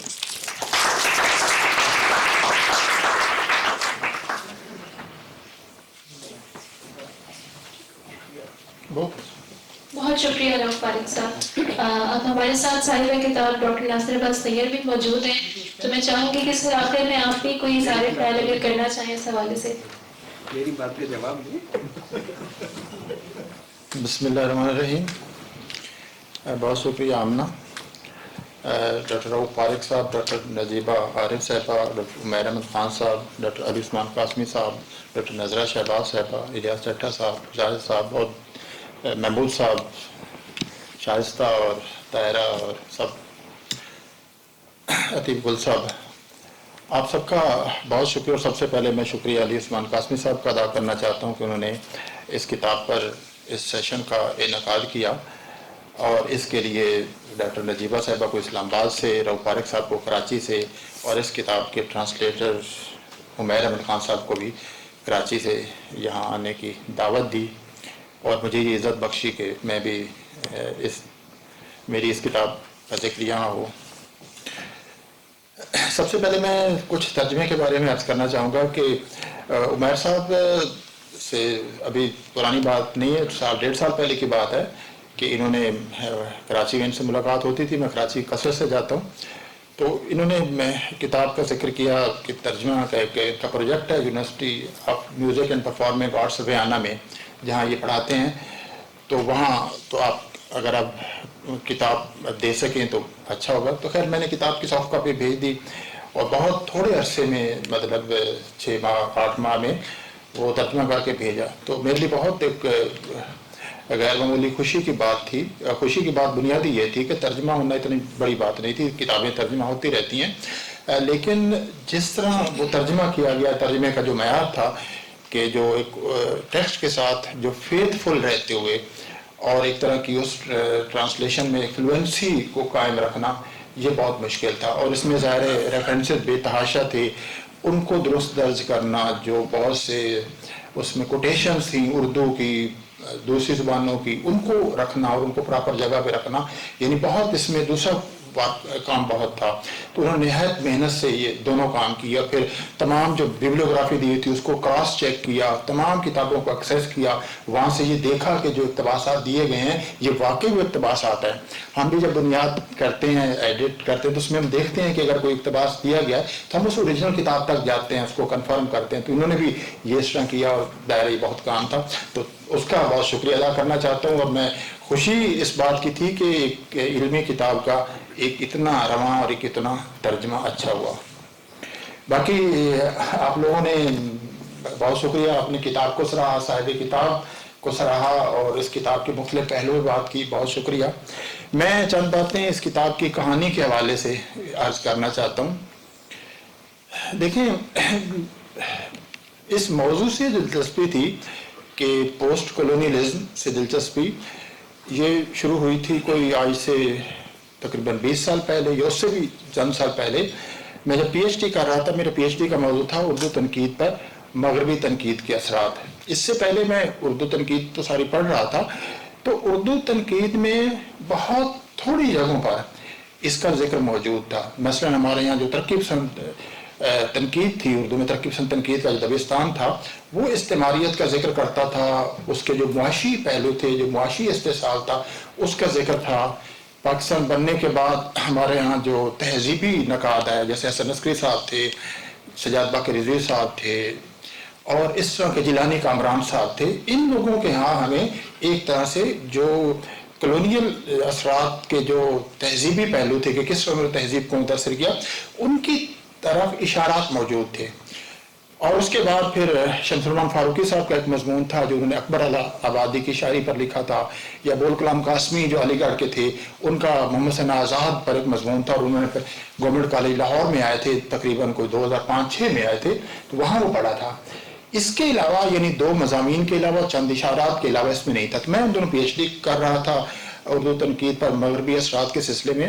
تو سب سے پہلے میرے ذہن میں جو بنیادی سوال آیا کہ جب میں نے پہلے تو ساری مغربی تنقید پڑھی, پھر اس کے اثرات کو تلاش کیا, یعنی مغربی تنقید کی جو پوری روایت چلی آ رہی تھی ارسطو سے لے کر یاک ڈریڈا, مشل فوکو, اور اس کے بعد کے لوگوں تک جو پوسٹ ماڈرنزم, جس سے وہ اس سے میں خیر میری دلچسپی پہلے بھی تھی, پہلے بھی ان پہ میں لکھ رہا تھا, ایم فل کا میرا تھیسس بھی اسی موضوع پر تھا. تو میں نے یہ سمجھنے کی کوشش کی کہ ان اثرات کی نوعیت کیا ہے، کہ کس طرح کی ایک نیگوشیشن جو تھی وہ اردو میں یہ کس طرح رجسٹر ہوئی، کہ کس طرح ہماری اردو تنقید نے مغرب کو کس طرح دیکھا اور مغرب کے ساتھ نیگوشیٹ کیسے کیا، کیسے اس کے ساتھ انگیج کیا، کیا کیا چیزیں قبول کی، کیا کیا رد کیے، اور کتنے مختلف طرح کے رویے وجود، ایک رویہ نہیں تھا یہ سمجھنا کہ ایک طرح کے اثرات تھے، ایک طرح کے اثرات نہیں تھے، وہ کئی طرح کے اثرات تھے. تو اس کو میں نے سمجھنے کی کوشش کی اس اپنے پی ایچ ڈی کے مقالے میں. تو وہیں میری ایک دلچسپی پیدا ہوئی. تو پی ایچ ڈی کا مقالہ تو آج تک نہیں چھپ سکا، اس کی کچھ اور ریزن تھی، لیکن اس کے فوراً بعد پھر میں نے کہا کہ مجھے اس پہ ایک مسلسل کام کرنا ہے. تو اس کے بعد میں نے جو پہلی باقاعدہ کتاب لکھی وہ یہ تھی کہ، اور میں نے یہ پورا ایک پلان بنا کر لکھا کہ میں پورے اردو ادب کی جو روایت ہے اس کا جائزہ لوں گا، ایک کلونیل اس کے زیر اثر کیسے اس کی تشکیل کیسے ہوئی. تو یہ جو کتاب آپ جس کا ترجمہ ہوا ہے، یہ میری 5-6 کتابیں جو اس کے بعد آئی ہیں، جن میں میں نے اس موضوع پہ مسلسل کام کیا ہے، ان میں یہ پہلی کتاب ہے. اس کے بعد پھر میں جب پوسٹ ڈاک کے لیے گیا تو میں نے اردو نصابات کا مطالعہ کیا جو وہاں موجود تھے، کہ اردو نصابات میں کس طرح جو کلونیل آئیڈیالوجی تھی وہ کس طرح مطلب اس کو کیا جاتا تھا، شامل کیا جاتا تھا، اور کس طرح ہمارے جو بہت سے جو نصابات تیار کرنے والے تھے وہ اس کلونیل آئیڈیالوجی کے اندر رہتے ہوئے بھی اس میں سے کوئی راستہ نکال لیتے تھے اس کے علاوہ کچھ کہنے کا. پھر اس کے بعد میں نے کتاب بہت، جب یہ مکمل، یہ 19ویں صدی تک کا احاطہ کرتی ہے، اس سے آگے نہیں جاتی، پھر آگے 20ویں صدی جاتی. تو 20ویں صدی کے ادب کو کور کرنے کے لیے پھر 19ویں صدی کے بھی کچھ جو بیسک ٹیکسٹ تھے جنہوں نے جدید اردو ادب کو بنایا، جس طرح جن کو ہم ارکان خمسہ کہتے ہیں، حالی، شبلی، ڈپٹی نذیر احمد، محمد حسین آزاد. تو ان لوگوں پہ کام کرتے ہوئے پھر میں وہاں آگے منٹو اور میرا جی تک آیا. اردو ادب کی تشکیل جدید، یہ اس کے میں نے پھر بات لکھی. جب وہ لکھی پھر میں نے میرا جی پر ایک پوری کتاب لکھی، صرف یہ سمجھنے کے لیے کہ ایک، یعنی پہلے تو براڈر لکھا، پھر میرا جی پر ایک پوری کتاب لکھی کہ اور یہ سمجھنے کی کوشش کی کہ میرا جی کلونیل پیریڈ میں رہتے ہوئے بالکل ایک اور طرح کی آواز تھے. یعنی جس زمانے میں علامہ اقبال ایک بہت گرینڈ نیریٹو پیش کر رہے تھے اور بالکل ایک اور طرح کا ادب پیش کر رہے تھے، اور ایک مشرق اور مغرب کے جو تعلقات کی نوعیت اس کو اور طرح دیکھ رہے تھے، تو اس میں ایک خاموش سی آواز اور ایک رد کی گئی آواز وہ کیا تھی. میں نے ایک مضمون پڑھا اس میں جیلانی کامران صاحب کا، تو جس سے مجھے میرا جی پر اس کو اس سارے اس لینس سے دیکھنے کی ضرورت پیش آئی کہ انہوں نے لکھا تھا کہ پاکستان بننے کے بعد پاکستان میں علامہ اقبال کی جگہ تو ہے، میرا جی کی جگہ نہیں ہے. میرا جی کی جگہ ہندوستان میں، نہرو کے ہندوستان میں ہے. اس ایک جملے جو تھا وہ محرک تھا. میں نے کہا پھر میں میرا جی کو پوری طرح ایکسپلور کروں گا. پھر میں نے، اگر آپ وہ کتاب دیکھی ہو جو 2017 میں شائع ہوئی تھی، آکسفورڈ سے پہلے شائع ہوئی، اب یہاں انڈیا سے بھی شائع ہوئی ہے، اس کے بعد سنگ میل سے بھی شائع ہوئی، تو اس میں میں نے بہت تفصیل سے میرا جی کی ذاتی زندگی کی چھوٹی چھوٹی ڈیٹیل سے لے کر اس کی شاعری، اس کے تراجم جو مشرق و مغرب کے نغمے کے نام سے کیے، اس کی تنقید اور اس کے جو باقی اس نے سب کچھ لکھا، غزل لکھی، اس سب کو بہت باریک بینی سے یہ سمجھنے کی کوشش کی کہ ایک اپنے زمانے کا جو ایک ڈومیننٹ ڈسکورس ہے اس کے اندر سے وہ کیسے ایک بالکل الگ اپنے لیے سپیس اور ایک عرصہ، جس کو آپ کہتے ہیں یہ جگہ یا ایک میدان، وہ تلاش کرتے اس کو. تو پھر اس کے بعد میں نے، پھر بھی میرے ذہن میں بہت سے سوالات تھے ان کے تلاش کے لیے، کہ یہ جو آپ نے کہا کہ یہ سوال کہ جدیدیت اور نوآبادیات ایک ہی چیز ہیں، اس سوال کو سمجھنے کے لیے میں نے پھر پوری ایک کتاب لکھی، جدید اور نوآبادیات، جو 2021 میں آکسفورڈ سے شائع ہوئی. تو اس طرح یہ جو کتاب ہے یہ ایک بعد کے ایک طویل، جو میرے نزدیک طویل، پیچیدہ اور مشکل اور صبر آزما ایک علمی سفر ہے، اس کا یہ پہلا پڑاؤ ہے. تو اس کا انہوں نے ترجمہ کیا. تو لہٰذا اس کتاب کو بھی آج، یعنی 12 سال بعد دیکھتے ہوئے، اگرچہ یہ 2010-11 میں لکھی گئی تھی، اس کی اشاعت میں ظاہر 2 سال آکسفورڈ نے لیے، تو وہ 2 سال میری پہلی کتاب تھی، مجھے وہ جانتے بھی نہیں، تو اردو والوں کے بارے میں خیال بھی یہ تھا کہ یہ اتنی سیریس اسکالرشپ تو ان کے یہاں ہوتی نہیں ہے. اور اب بھی ہمارے یہاں اردو میں یہ تصور ہے کہ تنقید کا دوسرا نام ہے تاثراتی تحریریں لکھنا، جبکہ میں نے اپنی جو بھی تنقید تھی وہ شروع سے لے کر اب تک اس میں اس خیال اور اس رائے کی نفی کی کہ اردو میں بھی ایک سیریس اسکالرشپ ایک ہو سکتی ہے اور اس کو تنقید کہا جا سکتا ہے. تو میں نے اپنی پوری سب کتابوں میں یہ کوشش کی، تو اس لیے وہ دیر سے چھپی. تو اس لیے اس کتاب کے جو مباحث ہیں وہ ظاہر ہے، میں یہ سمجھتا ہوں کہ اگر اس پہ گفتگو کی جائے یا اس پہ اس کو پڑھا جائے تو وہ باقی کتابوں کو بھی سامنے رکھ کر کہ یہ پہلی کتاب تھی جس میں میں نے یہ سمجھنے کی کوشش کی کہ ابتدائی طور پر جو کلونیل ڈسکورس اردو میں کیسے بننا ہوا اور کون کون سے فیکٹر تھے جو اثر انداز ہوئے. تو ان میں نے ظاہر ان لوگوں کا جو پہلے ایک خاص طور پر جو جیسے ولیم جونز ہے اس کو میں نے لکھا, اور میں جب تلاش کیا تو انگریزی میں تو چند ایک مضامین تھے لیکن اردو میں ولیم جونز کا ذکر 2 لائنوں میں آتا تھا, کہیں آتا تھا, کہیں پورا ایک چیپٹر بھی نہیں لکھا گیا تھا. تو میں نے ولیم جونز کو سمجھنے کی کوشش کی کہ اس نے جس طرح ہمارے جو کلاسک ادب کو پڑھا اور اس کو کلاسک کا نام بھی دیا اور یہ سارا پڑھا, اور اس سے ایک انہوں نے اپنے مطالعات میں ایک اور طرح کے تصورات پیدا کیے ہندوستان کے بارے میں, مشرق کے بارے میں, اور انہوں نے رائل ایشیاٹک سوسائٹی جو قائم کی اور اس میں جو ڈسکورسز انہوں نے دیے تھے ان کو خاص طور پر ان کے کئی جلدیں تھیں جن کو میں نے باقاعدہ پڑھا کہ ان ڈسکورسز میں جو رائل ایشیاٹک سوسائٹی میں دی گئی تھی اس میں انہوں نے کس طرح ایک جو تصور پیدا کیا زبانوں کے بارے میں, یہاں کے ادیبوں کے بارے میں, یہاں کے ہندوستانی آدمی کے بارے میں. اس کے بعد جب میں آگے بڑھا تو اسی رائل ایشیاٹک سوسائٹی سے وابستہ ہوئے بعد میں جو گلکرسٹ تھے, تو گلکرسٹ جو تھے وہ ورنیکولر لینگویج کے ایک طرح کے اسکالر تھے اور جو گلکرسٹ تھے وہ کلاسیکل لینگویج کے اسکالر تھے. لیکن ان کے ہاں دونوں کے میں نے دیکھا جو انڈین مین ہے جو ہندوستانی آدمی کے بارے میں وہ دونوں کے تصورات بالکل الگ الگ تھے. تو ولیم جونز کے ہاں پھر بھی ایک طرح کی ہمدردی پائی جاتی تھی, ایک علمی وقار پایا جاتا تھا, اور شاید وجہ یہ بھی تھی کہ اس کی پیچھے جو تعلیم تھی وہ ایک کلاسیکل لینگویج کی تھی جو وہاں سے پڑھا ہوا تھا انگلینڈ سے. لیکن جو گلکرسٹ تھے وہ تو ایک سرجن بن کے آئے تھے اور یہاں آ کر انہوں نے دیکھا کہ یہاں اس میں بنگال نیوی میں تو اس میں اتنا زیادہ پیسہ نہیں ہے, زیادہ پیسہ نیل کی تجارت میں, نیل کی تجارت کی, اور ساتھ انہوں نے کہا جی ہندوستانیوں کو اگر آپ سکھائیں ہندوستانی زبان تو اس میں زیادہ پیسہ ہے. تو اس نے کیریئر کے طور پر اپنایا. لیکن اس نے پھر جو کچھ لکھا, جو ڈکشنری لکھی, اور اس کے ساتھ انہوں نے انگریزوں کو سکھانے کے لیے جو مینول تیار کیے کہ اپنے جو لینگویج زبان سکھانے کے لیے, اور وہ زیادہ تکلیف دہ تھے کہ وہ اب اس میں وہ اس کتاب میں دیے گئے ہیں کچھ ڈائیلاگ کہ وہ یعنی وہ انہوں نے خود ایک نصاب تیار کیا کہ جو جونیئر سول سروینٹس آتے تھے اس میں فورٹ ولیم کالج میں تو ان کو پڑھانے کے لیے ڈائیلاگ کے ذریعے پڑھاتے تھے, اور وہ ڈائیلاگ ایسے ہوتے تو ان میں ہندوستانیوں کی بہت تحقیر کی گئی ہوتی, بہت نفرت کا اظہار کیا گیا ہوتا تھا. اور وہ کہتا تھا وہ یعنی وہ پڑھاتے ہوئے کہ آپ ہندوستانیوں سے جب بات کریں تو درمیان میں وقفہ مت دیں, ان کو آرام سے بیٹھنے دیں, ان کو مسلسل کام کہتے رہیں, ایک کام کریں اس پہ تنقید کریں, کبھی ان کی اپریسیشن نہ کریں. جب یعنی وہ ہندوستانی اگر ملازم ہے تو یعنی اس کو لینگویج کو انہوں نے ایک امپیریل آئیڈیالوجی یعنی لینگویج کی لرننگ میں, زبان سکھانے میں ایک امپیریل جو آئیڈیالوجی تھی اور جو ریسزم تھا وہ دکھایا. یہ بعد میں مجھے اندازہ ہوا جس پہ میں نے اس میں چیپٹر بھی شامل کیا ہے جو ریسزم پر ہے. اور میں سمجھتا ہوں کہ کلونیلزم کی جڑ میں جو سب سے زیادہ چیز موجود ہے ابتدا سے لے کر اب تک وہ نسل پرستی ہے. ایک وائٹ اور نان وائٹ کا جو فرق ہے یہ اس کی سب سے بڑی جو آپ بھی ایک ریئلٹی ہے, کہیں بھی آپ جائیں تو وہ ریسزم ہے. اور ریسزم کس طرح خود ہندوستان میں موجود تھا, باقی جگہوں میں موجود تھا, لیکن ریسزم ایک بطور ان کے فلسفے میں بھی آیا, اور جو ان کی یوجینکس جو سائنس آئی تھی جو 1930-40 میں اس میں بھی آیا ریسزم, اور ان کے پھر ادب میں اوتھیلو جیسے شیکسپیئر کے ہاں ہے, اور پھر بے شمار جگہوں پہ آیا ریسزم. تو اس کا میں نے اور ریسزم ان کے ہاں شروع سے موجود تھا. آج کل ہم آگ کا دریا پڑھ رہے ہیں تو آگ کا دریا بھی اگر آپ پڑھیں تو اس میں بھی آپ کو وہ جو ریسزم ہے وہ آپ کو فوراً نظر آتا ہے کہ کوئی بھی جو یورپین ایک کردار آتا ہے وہ ہندوستانیوں سے جب بات کرتا ہے تو کہ نفرت سے, ایک حقارت سے, ایک سمجھ کی. لیکن ظاہر ہے انہوں نے ایک طرح کی جو میتھالوجیکل مطلب ایک اسطوری تصاویر بنائی اور ان اسطوری تصاویر کو بعد میں امپوز کیا. تو ان کا کیا, پھر اس کے بعد انہوں نے انسٹیٹیوشن یعنی اس کتاب میں اگلا جو چیپٹر ہے پھر انسٹیٹیوشنلائز کیسے کیا یعنی اپنی سائڈ, اس کے لیے ظاہر ہے انہوں نے بہت سی انجمنیں بنائی, بہت سی تنظیمیں بنائی. اب ہماری جو اردو تنقید ہے وہ روایتی طور پر انجمن پنجاب کی اتنی تعریف کرتی ہے اور یہ سمجھتی ہے کہ ہمارے یہاں اگر انجمن پنجاب قائم نہ ہوتی ہے تو ہمارے یہاں جدید شاعری سامنے ہی نہ آتی.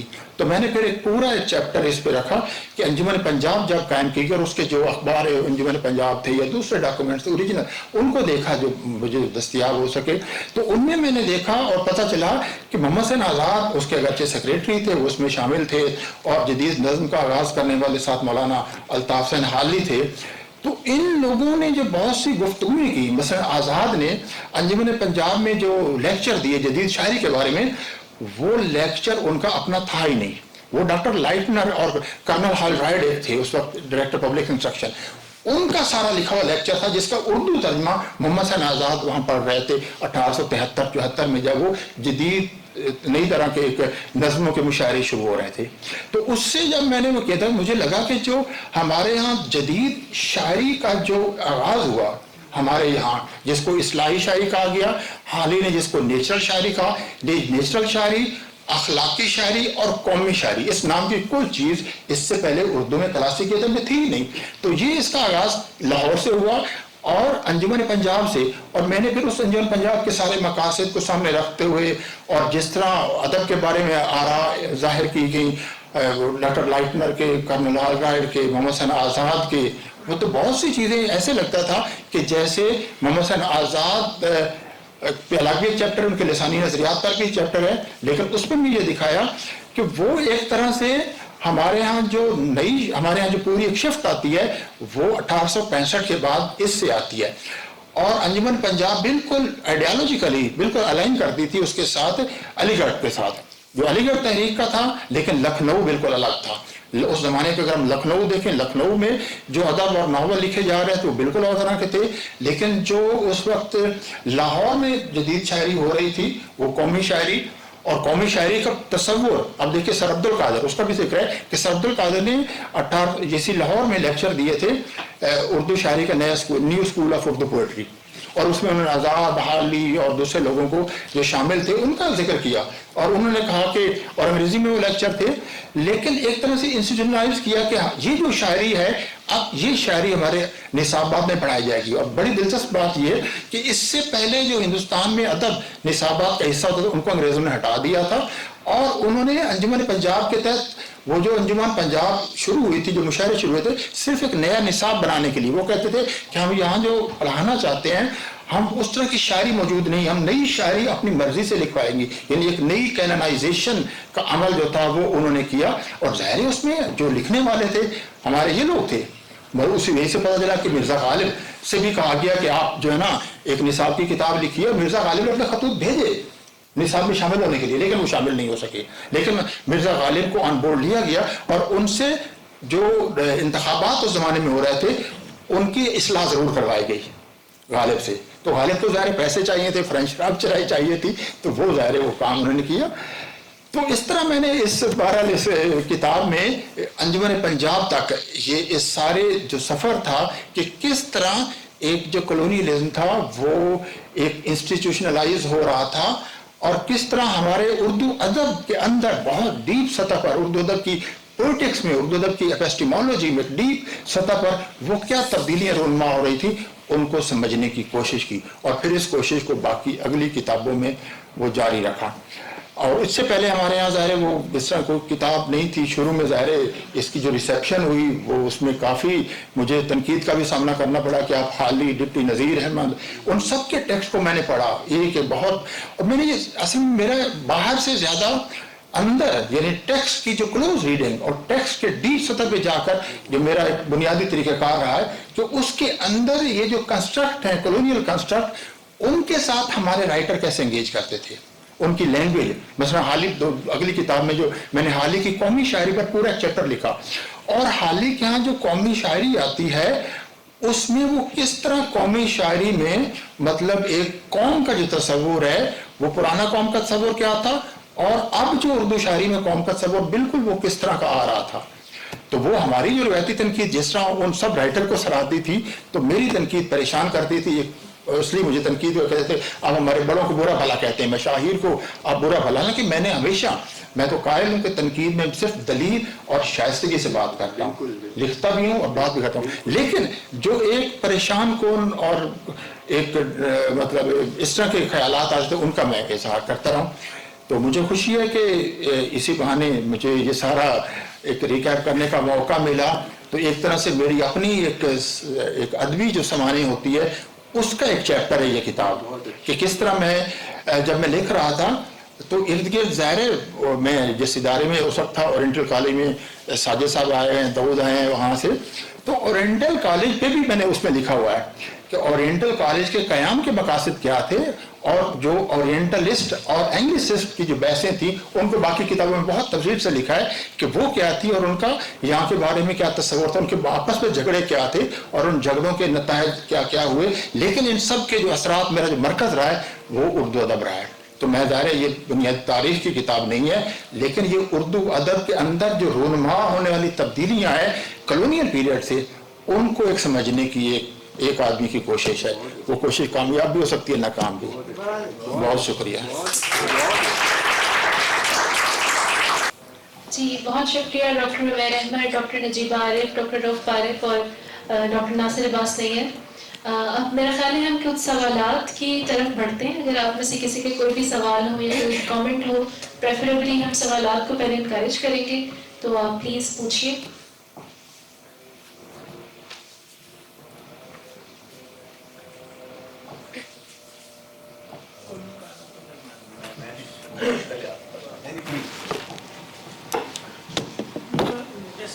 کوئی بھی جواب دے سکتا ہے. میرا نہیں رواز صاحب سے ہے کہ آپ نے زیادہ جو فوکس ہے کلونیل کنسٹرکٹ پہ بات ہے، اسٹیریوٹائپ پہ ہے، یہ بات تو ہوگی، بٹ ایک پیرل بھی چلتا ہے. لیٹس سی کہ جو لوکل انڈیجنس فولکلور، سر نے بھی بات کی، رؤف صاحب نے بھی، ایک وہ بھی پیرل چل رہا ہے. Let's see give you many example کہ سر سید کی بہت ساری ڈزن اینڈ ڈزن اس کی نا اسپیچز اگینسٹ بنگالیز.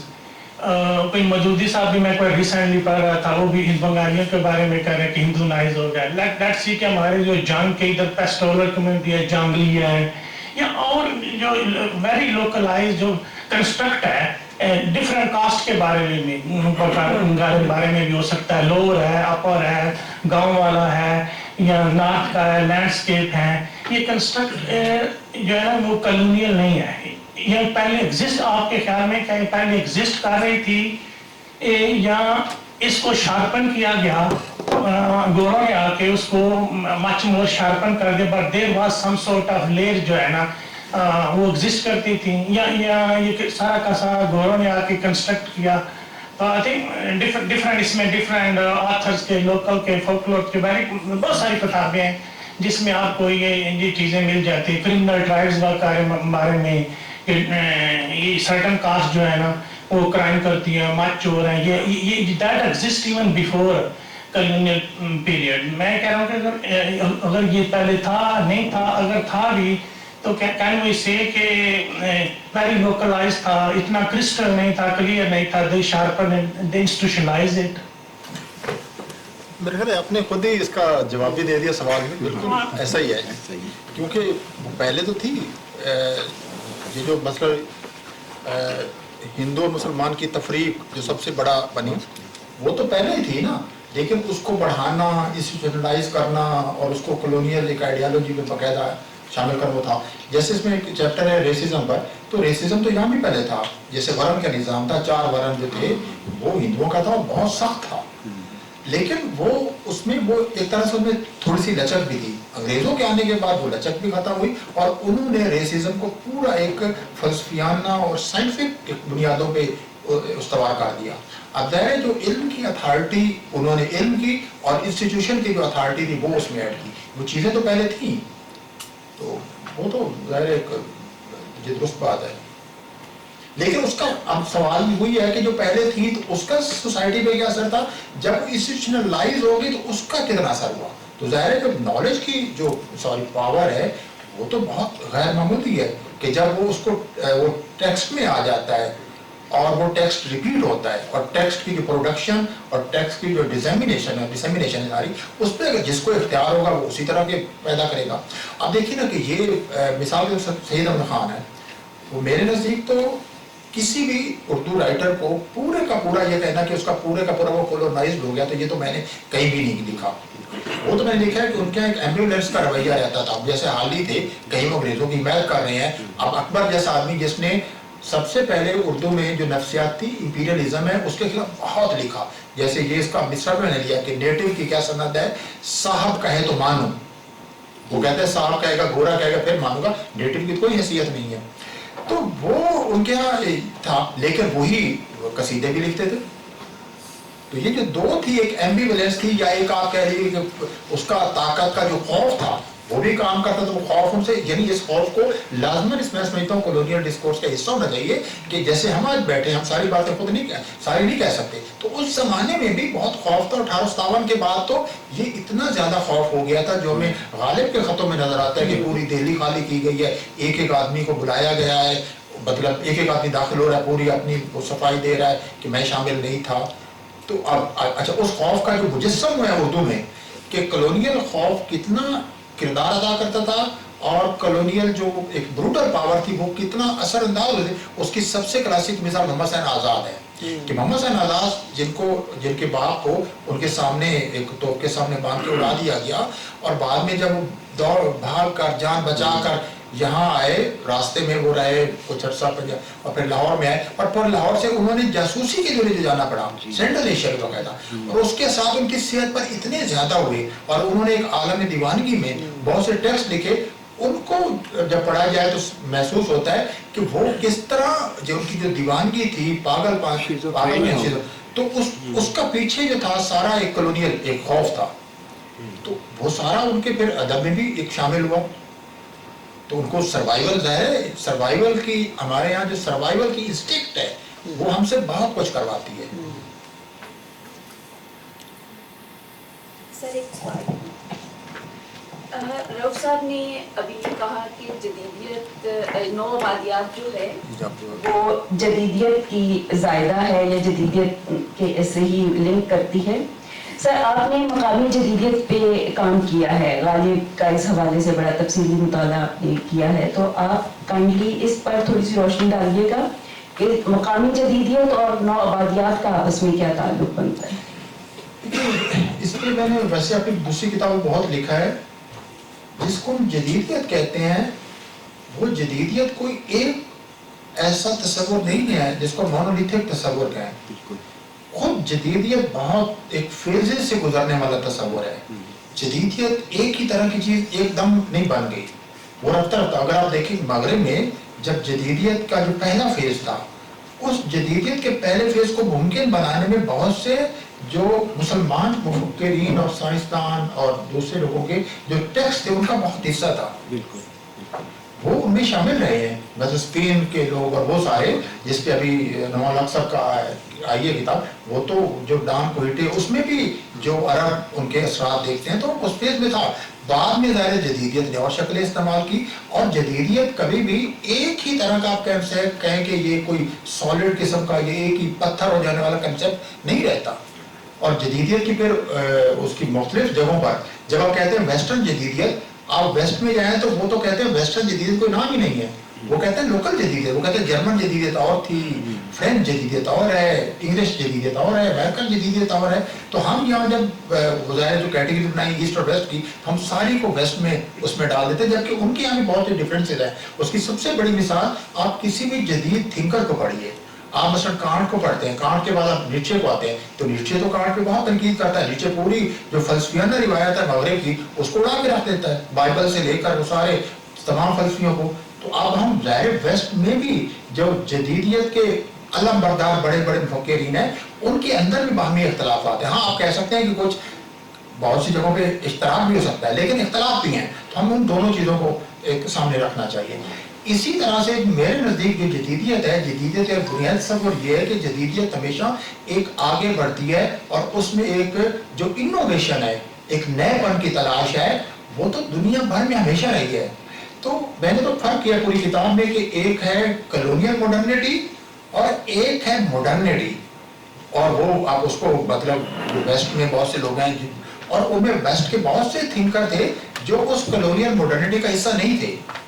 لیکن کئی مفکرین جیسے والٹر میگنولو کا لوگ زیادہ حوالہ دیتے ہیں کہ جو کہتے ہیں کہ جو ماڈرنٹی ہے that is a darker side of colonialism. لیکن میں تو اس پہ اپنی کتاب میں کافی اس سے اختلاف کیا ہے کہ کولونیلزم کا زیادہ جو تعلق ہے وہ کیپٹلزم کے ساتھ ہے. کیپٹلزم ماڈرنٹی کے ایک ورژن کو ضرور استعمال کرتا ہے, لیکن ماڈرنٹی کا میرے نزدیک جو میری دلچسپی کا زیادہ ہے وہ تو ادب میں ہے کہ ہمارے ادیبوں نے, وہ ویسٹ کے ادیب ہیں, کیا ویسٹ کے ادیبوں نے ویسٹ کا جو ایک اندرونی امپیریلزم اس کے خلاف نہیں لکھا. مطلب جارج آرویل جو ہے وہ پیدا ضرور ہندوستان میں ہوا ہے, لیکن وہ کس کے خلاف لکھتا ہے؟ اس کا 1984 اس کا موضوع کون سا ہے؟ سوویٹ والے اس کو نہیں پسند کرتے, کیپٹلزم اس کو نہیں پسند کرتے. تو ویسٹ میں بھی تو لوگ تھے جو اس کے خلاف وہ کر رہے تھے. تو میرے نزدیک جو میری دلچسپی کا موضوع ہے وہ تو ادبی جدیدیت ہے, کہ ادب کس طرح ایک جدید ادب جو ہے وہ مطلب ایک نیا ادب ہوتا ہے, ٹیکنیک اس کی نئی ہوتی ہے, ایک تصور دنیا بھی نیا ہوتا ہے, لیکن وہ اپنے زمانے کی ایک ڈارکر تصویر ضرور پیش کرتا ہے. ڈارکر تصویر اس لیے پیش کرتا ہے کہ وہ ڈارکنیس موجود ہوتی ہے. وہ ویسٹ کے لوگوں نے پیش کی اور ہمارے یہاں بھی لوگوں نے پیش کی ہے. ہاں, لیکن جدیدیت کو ہمارے یہاں ضرور, ایک جدیدیت ایک پہلو کو ہمارے یہاں ضرور استعمال کیا. جب یہ کہا کہ ہم آپ کو جدید بنانا چاہتے ہیں تو وہاں جدیدیت کا ایک کلونیل ورژن ضرور پیدا کیا گیا. اب وہی لوگ, ایک اور بھی چیز سے میں جو سمجھتا ہوں جو میرے مطالعے میں, کہ جب انگریز آئے تو انگریزوں کے ساتھ زیادہ مشنریز آئے اور زیادہ ایڈمنسٹریٹر آئے. لیکن آپ دیکھیے کہ اس سے پہلے, میں کوئی یہ مذہبی حوالے سے نہیں کر رہا, پہلے جو مسلمان بادشاہ تھے ان کے پاس وہاں کے جو بہترین دماغ ہوتے تھے, یعنی اگر صوفیاء آ رہے ہیں تو وہاں سے بہت سے فلسفی ادیب شاعر آئے. اور ہمارے اردو کے تو بڑے بڑے جو شاعر ہیں وہ یہاں کے رہنے والے نہیں. تبیر خسرو سے لے کر وہ کوئی ترکی کا ہے, کوئی سینٹرل ایشیا کا, کہیں کا ہے, غالب تھا, وہ یہاں کے نہیں ہیں, وہ آئے. لیکن جب انگریز آئے تو انگریزوں کے ساتھ وہاں کے جو بیسٹ برین ہیں وہ یہاں نہیں آئے, صرف ایڈجسٹر آئے. تو لہٰذا ہمارے یہاں جو وہاں ایک یعنی چند لوگ ضرور آئے, آپ اس میں سے ایکسیپشن 5-7 دیکھ سکتے ہیں, پیسج ٹو انڈیا والے یا فاسٹر یا دوسرے لوگ, روڈیارڈ کپلنگ جہاں رہے, لیکن ان کا بھی ظاہر جو وائٹ مین برڈر سب سے مشہور نظم ہے.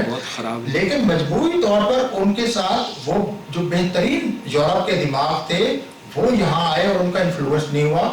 یہاں اس ماڈرنٹی کا انفلوئنس ہوا جو کلونیل ایڈمنسٹریٹر کے ذریعے انہوں نے یہاں بیٹھ کے بنائی تھی. یہ ٹھیک بات. ہاں, تو اس کے اثرات اس طرح سے صحیح ہے. لیکن ڈاکٹر رؤوف ابھی بھی ایگری نہیں کرتے ہیں. نہیں, میں ایگری کر رہا ہوں. یہ ڈاکٹر صاحب نے جو وضاحت پیش کی وہ میں اسی کی طرف اشارہ کر رہا تھا کہ ڈاکٹر صاحب نے جو وضاحت کی وہ بالکل ٹھیک ہے. وہ بالکل ایک الگ چیز ہے, وہ ایک محدود ہے. ساری کی ساری ماڈرنزم ایسی نہیں ہے یا ماڈرنٹی ایسی نہیں ہے, اور اس کا ایک خاص پہلو ہے جو بعض جگہ استعمال کیا گیا, اور ڈاکٹر صاحب نے اس کی بالکل صحیح وضاحت کی, اور میں ان سے متفق ہوں اس معاملے میں. السلام علیکم ڈاکٹر صاحب. میرا سوال جو ہے وہ تھوڑا سا میتھڈ سے ریلیٹڈ ہے. آپ نے اپنی گفتگو میں آخر میں یہ فرمایا کہ آپ نے کلوز ریڈنگ کے اوپر جو ہے وہ توجہ دی. میرے لیے یہ بہت فیسنیٹنگ تھا, کیونکہ میرا اردو ادب میں کوئی فارمل ایجوکیشن تو نہیں ہے. میری فارمل ایجوکیشن انگلش لٹریچر میں ہوئی. انگلش لٹریچر میں جو لوگ تھیوری کرتے تھے ان کے رسپانس میں ایک پورا کا پورا گروپ کھڑا ہوا جنہوں نے کلوز ریڈنگ کے اوپر جو ہے وہ فوکس کرنا شروع کیا. آپ کی کتاب جو ہے وہ ظاہر پوسٹ کولونیالٹی سے متعلق ہے, but at the same time آپ اس میں کلوز ریڈنگ کی بھی بات کر رہے ہیں. جہاں پہ تھیوری کی بات آتی ہے, ایک عمومی تاثر یہ ہے کہ آپ اپنا ایک میننگ جو ہے, you are reading the meaning into the text in many ways. Close reading جو ہے اس کے اندر ایک زیادہ جو اس کا تاثر ہے وہ یہ ہے کہ you are allowing the text to sort of speak to you. تو یہ جو ایکسیجیسس آئیسیجیسس کا پورا ایک بیلنس ہے, جو ایک تکرار ہے, اردو کے حوالے سے میں پوچھنا آپ سے یہ چاہ رہا تھا کہ یہ کیا عام طور پہ جو آتھرز ہیں وہ اس بارے میں گفتگو کرتے ہیں کہ تھیوری کو اور کلوز ریڈنگ کا آپس میں کوئی تکرار وہ تسلیم کرتے ہیں, یا یہ انگریزی دنیا اور انگریزی ادب سے ریلیٹڈ ایک تکرار ہے اور اردو میں شاید اس کا کوئی اتنا زیادہ عمل دخل نہیں ہے؟ آپ کا سوال بہت اچھا ہے. اصل میں اردو کے ساتھ بہت سے مسائل ہیں, اور میرے خیال ہے ان مسائل کا بہت سا تعلق اس کلونیلزم کے ساتھ بھی ہے. ایک جو آپ ذرا دیکھیے کہ کلونیلزم پہ ڈسکورس تو شروع ہونا چاہیے تھا 47 کے فوراً بعد ہونا چاہیے تھا, کہ ہم سارا جو کلونیل بیگیج تھا اس کو پوری طرح سمجھتے, ہماری یونیورسٹیوں میں یہ ایک سارا ڈسکورس شروع ہوتا, لوگ اس کو بہت باریک بینی سے تجزیہ کرتے اور پھر اس کے بعد آگے ایک بڑھنے کا. لیکن وہ نہیں ہوا. اور میں جب دیکھتا ہوں کہ 47 کے بعد ہمارے یہاں اردو ادب میں کون کون سی بحثیں شروع ہو گئی تھی, تو ان بحثوں میں اس کی جگہ ہی نہیں تھی کہ آپ نے پوری جو آزادی کی موومنٹ چلائی، جن کے خلاف چلائی، جن وجہ سے چلائی، تو اس کے بعد ان کی طرف ایک فوکس نہیں تھا، اور طرف تھا ایک مطلب اور چیزیں جن کی تفصیل میں ہم نہیں جا سکتے. تو اس لیے اردو میں یہ جو آپ کہہ رہے ہیں یہ ڈسکورس ابھی اس طرح نہیں ہے، بلکہ جب میں کلوز ریڈنگ ہوں تو ہو سکتا ہے اردو والے بہت سے ابھی مطلب اس کو بھی پوری طرح انڈرسٹینڈ کرنے کے لیے تیار نہ ہوں کہ جب آپ جی ٹیکسٹ کی کلوز ریڈنگ سے کیسے ہے. اردو میں تو ابھی مجموعی طور پر تنقید کو وہ کہتے ہیں تنقید کی ضرورت ہی نہیں ہے. یعنی آپ سوچئے کہ ایک ایسا اردو میں ایک ادبی معاشرہ اب بھی موجود ہے جو کہتا ہے کہ تنقید سرے سے ایک فاضل، ان کے مفہوم میں فاضل، ایک زائد، ایک ایکسٹرا چیز ہے، اور نقاد کی جو کرسی ہے وہ ادب کے دربار سے اٹھا دینی چاہیے. یہ تک باتیں کہتے ہیں. اور تنقید بالکل ایک دوسرے درجے کی سرگرمی ہے، یہ کوئی ایسا بڑا کام نہیں ہے. تو اس کا نتیجہ یہ ہے کہ جو بہت سیریس ڈسکشن ان موضوع پہ ہونے چاہیے کہ ایک مزے کی بات یہ کہ ہمارے یہاں جو مدرسے کے لوگ ہیں وہ ٹیکسٹ ریڈنگ میں جس طرح جو ساری ہرمینوٹکس ہے اس کو پوری طرح سمجھ کر، اس کے تمام سکولز کو سمجھ کر جس طرح استعمال کرتے ہیں، تو ہم میرا خیال ہے اردو والوں کو اور خاص طور اردو کی جو جامعات ہیں ان کو ہم سے بہت سمجھنے کی ضرورت ہے کہ بھائی آپ کے سامنے جو ٹیکسٹ ہے اس ٹیکسٹ کی جتنی لیئرز ہیں، اس کی زبان سے لے کر اس کے سٹائل، اس کی ٹیکنیک، اس کی میٹافر، اس کے سمبلز اور اس کی جتنی ہیں ان کو بہت ہر زمانے میں نہیں آتا. اب کلاسیکی عہد میں ایک اور طرح کی فراہمی تھی، شعری فراہمی. اب ماڈرن عہد میں بالکل بدل گئی، حتیٰ کہ مطلب آپ دیکھیے کہ وہاں جو ہمیں کلاسیکی عہد میں جو مربوط شعری فراہمی نظر آتی ہے اور جس پہ ہمارے یہاں ایک ہی آدمی نے کام کیا اس کو سمجھنے کے لیے، وہ شمس الرحمان فاروقی تھے، جنہوں نے یہ اس بنیادی سوال اور بنیادی اس کو سمجھنے کی کوشش کی کہ پورا ہمارا جو کلاسیکی عہد تھا اس کلاسیکی عہد میں مضمون اور معنی یہ دو چیزیں تھیں جو ایک طرح سے اس پوری شاعری کی جو گرامر تھی اس کے بنیادی دو اصول تھے، اور وہ سارے شاعر ایک ہی طرح کے مضامین پر نئے نئے معنی پیدا کرتے تھے. لیکن جب جدید عہد آتا ہے تو ظاہر وہ جو پولیٹکس ساری بدل جاتی ہے. تو انہوں نے اس چیز کو بہت سیریسلی لیا اور یہ سب، اور انہوں نے فاروقی صاحب کا سارا کام کلوز ریڈنگ کا ہے، جو شعر شورانگیز سے لے کر تو ٹیکسٹ کو، ورنہ زیادہ تر ہمارے یہاں ٹیکسٹ سے باہر کی جو آؤٹ سائڈ آف ٹیکسٹ ہے اس سے متعلق زیادہ ادیبوں کے بارے میں جاننا، ان کے زمانے کے بارے میں زیادہ جاننا، اور مطلب اشارہ لکھنا تو 3 لائنوں میں لکھ دینا. لیکن آپ دیکھیے نا کہ شروع میں غالب کی جو شعریں لکھی گئیں وہ نظم طباطبائی سے لے کر آگے تک وہ 2 لائنوں کی، لیکن بعد میں ہم دیکھتے ہیں کہ جب فاروقی صاحب تک آتا ہے یا گوپی نارنگ کی جو نیر مسعود نے تعبیر غالب میں، تو انہوں نے بہت تفصیل سے جا کے ایک دیکھا ہے. تو چند ایک لوگ ہیں، لیکن یہ بات ٹھیک ہے کہ یہ ہونی یعنی بحث ایک باقاعدہ حصہ ہونا چاہیے تھا، لیکن یہ بدقسمتی ہے. اس میں ایک اضافہ کرنا چاہوں گا. اس میں جو آپ کا سوال ہے یہ بالکل صحیح بات ہے ڈاکٹر صاحب نے جو فرمایا. اردو میں بات یہ ہے کہ جو خارجی شواہد جس کو ہم کہتے ہیں، ایکسٹرینیس جو بھی ایلیمنٹس ہوتے ہیں یا فیکٹرز، اس پر ساری تنقید کی بنیاد اٹھائی جاتی ہے. اور اردو میں ایسے بہت کم لوگ ہیں، اور میں خاص طور پر حافظ محمود شیرانی کا اکثر اس میں نام لیتا ہوں. شیرانی صاحب اتنے کمال کے آدمی تھے، یعنی جتنے مخطوطات ان کے پاس تھے اور جو پڑھے تھے اور جو انہوں نے پنجاب یونیورسٹی کو عطیہ بھی کر دیے، ان کا جو کام ہے، مثلاً امیر خسرو کی جو خالق باری ہے جس کے بارے میں یہ تاثر تھا اور اب تک ہے کہ جی یہ امیر خسرو کی تصنیف ہے، لیکن شیرانی صاحب نے داخلی شواہد سے اس ٹیکسٹ کو کلوز ریڈنگ کر کے یہ بتایا کہ یہ امیر خسرو کی تصنیف ہو ہی نہیں سکتی. اور یہ خسرو نام کا کوئی اور آدمی تھا جو جہانگیر کے دور میں تھا. امیر خسرو کا انتقال تو 1325 میں ہوا، اس کے تقریباً 300 برس کے بعد یہ کسی خسرو نامی شاعر نے یہ لکھی ہے. اور اس کے آخری شعر میں جو ہمارے یہاں جو روایت ہے اردو فارسی میں کہ ٹیکسٹ سے جو تاریخ نکلتی ہے نا جو ابجد کے حساب سے، تو انہوں نے ثابت کیا کہ اس میں جو سال نکل رہا ہے وہ 1070 یا 73 کچھ نکل رہا ہے، وہ 1600 کچھ بنتا ہے. تو انہوں نے کہا یعنی ٹیکسٹ سے ہی ثابت کیا کہ یہ امیر خسرو کی تصنیف ہرگز نہیں ہو سکتی. معراج العاشقین کے بارے میں بھی انہوں نے جی معراج العاشقین کے بارے میں بھی یہ ثابت کیا, حفیظ قدیر نے یہ ثابت کیا کہ معراج العاشقین جو ہے وہ ہرگز بندہ نواز گیس و دراز کی تصنیف نہیں ہے. ان کے بعد کے زمانے میں ایک کتاب تھی جو تلاوت الوجود, تلاوت الوجود کا بھی وہ خلاصہ ہے, اور یہ سارا ٹیکسٹ سے پتہ چلا. حافظ محمود شیرازی نے یہ بھی بتایا کہ باغ و بہار جس قصے پر مبنی ہے, قصہ چہار درویش, وہ بھی امیر خسرو کا لکھا ہوا نہیں ہے. یہ بات مشہور تھی کہ جی حضرت نظام الدین اولیاء جب بیمار ہو گئے تو خسرو نے ایک قصہ گھڑا چار درویشوں کا اور ان کو سنایا, اور حضرت صحتیاب ہو گئے, اور انہوں نے دعا دی کہ جو بھی اس کو سنے گا وہ بیماری سے شفا پائے گا. یعنی ہماری خوش عقیدگی کی کوئی حدود تو ہے نہیں, معاف کیجیے گا مذہبی لوگوں سے معذرت کے ساتھ.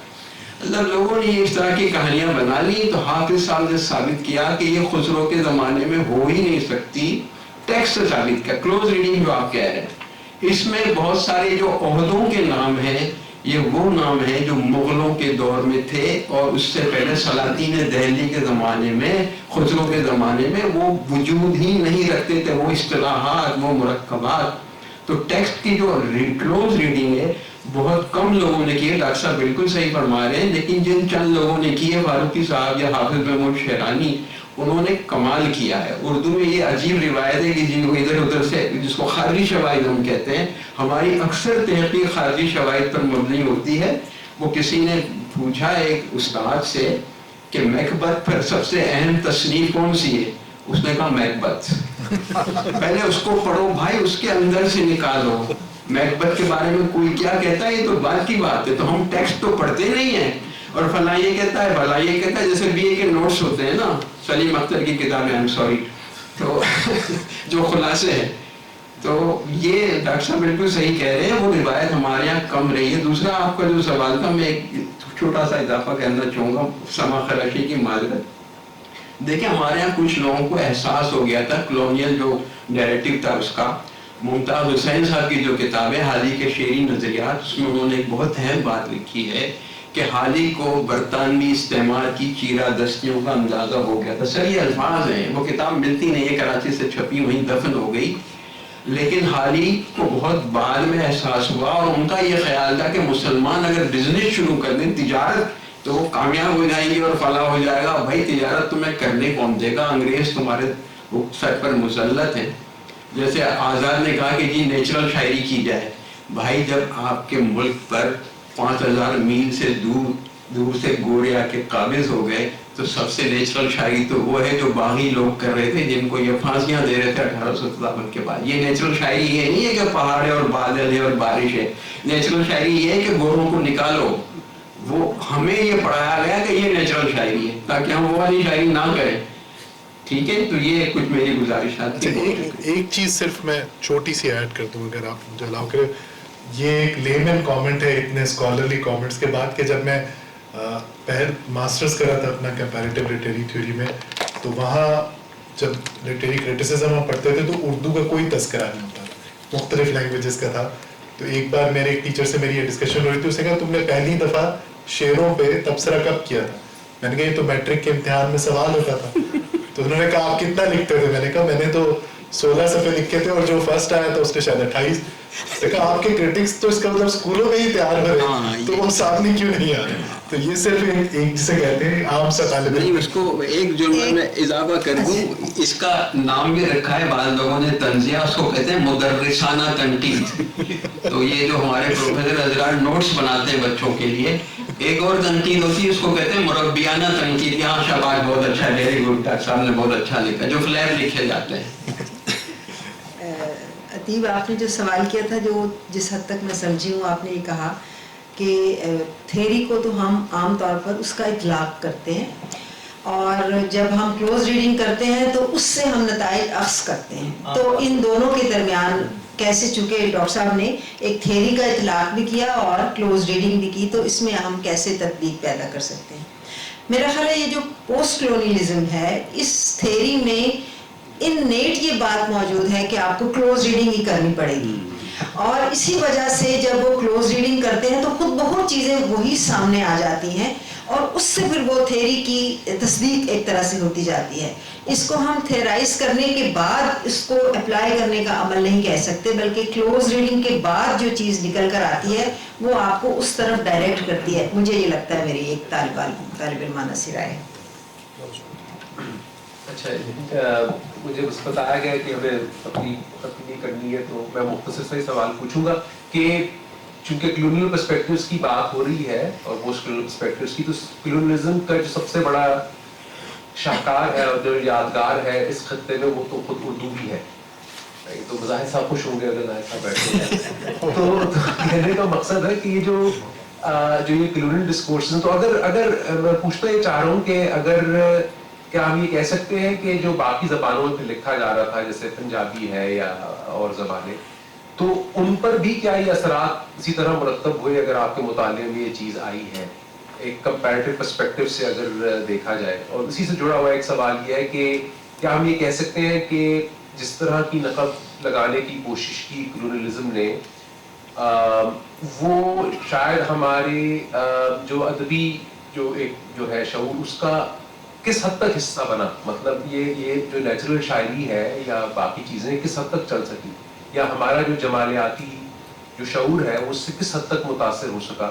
مجھے تو لگتا ہے کہ of all the things literature مجھے ہمیشہ ایسا لگتا ہے کہ جیسے اس نے اپنی ایک کلونیلزم کے میں رہتے ہوئے بھی ایک اپنی اوریجنلٹی برقرار کی. جیسے آپ میرا جی کا ذکر کر رہے ہیں, وہ بھی تو اسی پیریڈ میں, لیکن اس کے علاوہ بھی مجھے لگتا ہے کہ پتہ نہیں آپ اس سے اگری کرتے ہیں یا نہیں.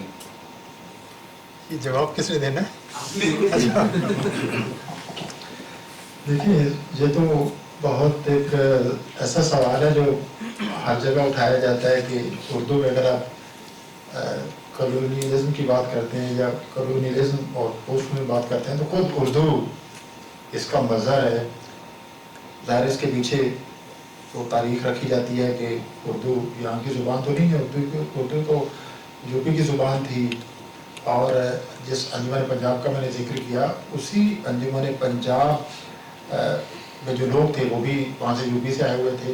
پنجاب لیگوں میں حالی جو تھے وہ پانی پت اور لاہور کے دہلی کے پیداوار تھے. محمد حسین آزاد وہاں سے آئے تھے اور بے شمار لوگ آئے تھے. اور اس زمانے میں 1849 کے بعد ہی آپ جانتے ہیں کہ ساری تاریخ آپ کے سامنے ہے کہ یہ ڈسکشن شروع ہوئی کہ پنجاب کی جو ایڈمنسٹریشن کی زبان کون سی ہوگی. تو یہ تو یعنی فارسی تو نہیں ہوگی, یہ تو طے تھا. اب نچلی سطح پہ انگریزی بھی نہیں ہو سکتی تھی, تو دو ہی راستے تھے, یا پنجابی ہوتی یا اردو. تو اس میں زیادہ ایک طبقہ یہ بھی تھا جو ہندی کو لانا چاہتا تھا. یہ جو پنجاب سیکریٹریٹ میں چھاپی ہیں کتابیں ان میں یہ ساری ڈسکشن موجود ہیں, تو ہندی کو بھی چاہتے تھے, ہندی کو کریں. لیکن وہ بہرحال یہ بالآخر فیصلہ ہوا کیونکہ جو بیوروکریسی نچلے درجے کی آ رہی تھی وہ وہاں سے تیار ہو کے آ رہی تھی جو اردو میں جس کی سالی تھی, تو لہٰذا اردو کو ایک کیا گیا. لیکن میرے نزدیک اس سوال کو جو دیکھنا ہے وہ یہ ہے کہ اس اردو کو یہاں کے جو تخلیقی ذہن تھے انہوں نے قبول کر لیا. یعنی اردو آپ دیکھیں کہ 20ویں صدی کا سارا جو بڑا ادب ہے وہ پنجاب کے ادیبوں نے لکھا. آپ اس میں آپ یعنی شروع کیجئے علامہ اقبال, راشد, فیض, منٹو, کرشن چند, بیدی, یہ سارے جن کے بارے میں اردو ادب کا تصور نہیں کر سکتے. 20ویں صدی کے احمد ادیم قاسمی ایک لمبی ایک فہرست ہے. اس کے بعد سر منیر نیازی, اور پیچھے اگر چلے جائیں تو وہ بے شمار. تو اس کا مطلب یہ تھا کہ اردو کو اگر اس زمانے میں سوال یہ ہے کہ اس زمانے میں اگر ہم کہیں کہ اردو بالکل آئی تو کلونیل پیریڈ میں اور کلونیل ایڈمنسٹریٹر بھی لائے, تو اکثر سوال ہے کہ اس کی ایکسیپٹنس کیوں ہوئی, اس کو یہاں کے پنجاب کے ادیبوں نے قبول کیوں کر لیا. اور 1910 میں جب پیسہ اخبار میں یہ تحریک چلی تو اس وقت یہ بہت سا یعنی جو اردو کے حق میں لوگ آئے وہ پنجاب سے لکھنے والے زیادہ تھے. تو یہ ایک سمجھنے والی بات ہے کہ انہوں نے آخر اردو کو قبول کیوں کیا, اردو کو. تو یعنی اس سوال کو پیش نظر رکھے بغیر ہم اس کو نہیں کہہ سکتے کہ یہ کلونیل. تو ہم یہ کہہ سکتے ہیں کلونیل پیریڈ میں کیے جانے والے سارے فیصلوں میں کلونیل آئیڈیالوجی, کلونیل ایک मकसद हो सकता है, लेकिन उस मकसद को जब आगे पहुंचना होता है लोगों तक जिन्होंने एक्सेप्ट या रिजेक्ट करना होता है, उसको भी जरूर सामने रखना चाहिए। सिर्फ अगर एक तरफा रखे कि उन्होंने ये फैसला किया तो वो तो कॉलोनियल फैसला है, लेकिन यहाँ के लोगों ने इसको कबूल कर लिया, उसके खिलाफ रेजिस्ट क्यों नहीं किया? मतलब अल्लामा इकबाल जैसा आदमी, उसको ये चाहिए था कि मतलब वो क्या उनको ये जब वो मगरबी तहजीब पर इतने ज़्यादा इतराज़ात कर रहे थे, मगरबी तहजीब के बखिए उधेड़ रहे थे और उसी मगरबी तहजीब के पर्दे में कॉलोनियलिज्म को निशाना बना रहे थे, तो उन्होंने वो बेचारे पूरे पंजाब के रहने वाले थे, ये सामने रखनी चाहिए। लेकिन मैं ये मानता हूँ कि तारीखी तौर पर ये दुरुस्त बात है कि जो उर्दू थी वो कॉलोनियल जो हुक्मरान थे वो यहाँ लाए थे, और ज़ाहिर यहाँ की पंजाबी ज़ुबान थी, उसका एक उसकी हक तलफी हुई, यानी पंजाबी को वो स्पेस नहीं मिली जो उर्दू को मिली। और ज़ाहिर फिर बाद में पाकिस्तान बनने के बाद भी आप जानते हैं कि वहाँ से ज़ाहिर बहुत ज़्यादा इन्फ्लो हुआ, जो वहाँ के लिखने वाले थे बहुत से आए, लाहौर में रहे, सबसे बड़े नाम आप जानते हैं कौन कौन से थे। तो एक तो ये दूसरा आपका सवाल मेरा दिमाग से कि उसको हाँ बिल्कुल बिल्कुल कि ये बिल्कुल दुरुस्त बात है, और मैंने तो अपनी जो दूसरी किताब थी उसमें ये लिखा है, मसलन डिप्टी नज़ीर अहमद, इसका अगर हम मुताला करें और उनके नावलों को मुताला करते हैं, देखें नावल की जो सिनफ है वो मगरब से आई, और उस ज़माने में जो डिप्टी नज़ीर अहमद ने नावल लिखे वो प्राइज लिटरेचर के तहत लिखे। विलियम म्योर ने एक ऐलानिया चाहिए तो आप लिखिए, तो डिप्टी नज़ीर अहमद के पहले तीनों नावल मिरातुल उरूज, तौबतुन नसूह और बिनातुन नाश, इन तीनों को इनामात मिले और ये प्राइज लिटरेचर के तौर पर लिखे गए थे। और उन्होंने तौबतुन नसूह को तो ख़ास तौर पर एक जो अंग्रेजी उस ज़माने में नावल था वो किसका था अभी आ जाए, तो उसको द फैमिली इंस्ट्रक्टर उसको सामने रखकर उसको लिखा था। तो बिल्कुल एक तरह की उसकी अडॉप्टेशन है, वो पूरा तर्जुमा नहीं लेकिन अडॉप्टेशन है। लेकिन जब डिप्टी नज़ीर अहमद यहाँ के दिल्ली के मुसलमान अशराफ की कहानियां लिखते हैं तो उन कहानियों को लिखते हुए पूरे के पूरे वो कॉलोनाइज नहीं हो जाते उनके यहाँ। और मैं ये समझता हूँ कि इसकी बुनियादी वजह क्या है कि जब आप किसी एक जुबान की कोई भी थ्योरी हो, कोई टेक्स्ट हो, जब आप उसको अपनी जुबान में नरेट करते हैं और अपने लोगों के सामने करते हैं तो उसमें खुद ब खुद उसमें एक अमल होता है जिसको अप्रोप्रिएशन का अमल कहते हैं। आप अप्रोप्रिएट करते जाते हैं, कभी भी यानी आप उसको पूरी तरह क्यों वो नहीं हो सकते। तो लिहाजा और जब खासतौर पर क्रिएटिव सतह पर, यानी अगर जब वो डिप्टी नज़ीर अहमद हो, शिबली हो, हाली हो, जब वो क्रिएटिव सतह पर, हालांकि वो सियासी तौर पर उनका जो नुक्ता नजर था वो अंग्रेजों के हक में था, लेकिन जब वो अदब लिखते थे, बहुत सी शायरी लिखते थे या फिक्शन लिखते थे और यहाँ के लोगों के लिए लिखते थे, उनका दायरा अंग्रेजों के लिए नहीं लिख रहे थे, तो उसमें एक तरह की जो एस्थेटिक्स थी वो भी आ जाती थी और एक तरह की बहुत ही माइल्ड किस्म की रेजिस्टेंस भी आ जाती थी, क्योंकि जुबान में बहुत से ऐसे पैराए हैं कि जब आप इनडायरेक्टली भी आप वो बातें कह सकते जो उनको नहीं आती। अच्छा, एक सतह पर तो जो उर्दू अदब था, मैं ये समझता हूँ कि वो डिस्कनेक्ट जरूर हुआ जो क्लासिकी पीरियड में एक चल रहा था, जो क्लासिकी पीरियड पर क्लासिकी अदब में जो गहराई थी 19वीं सदी का, यानी 1860 के बाद का जो उर्दू अदब है वो उस गहराई से तो खाली नजर आता है।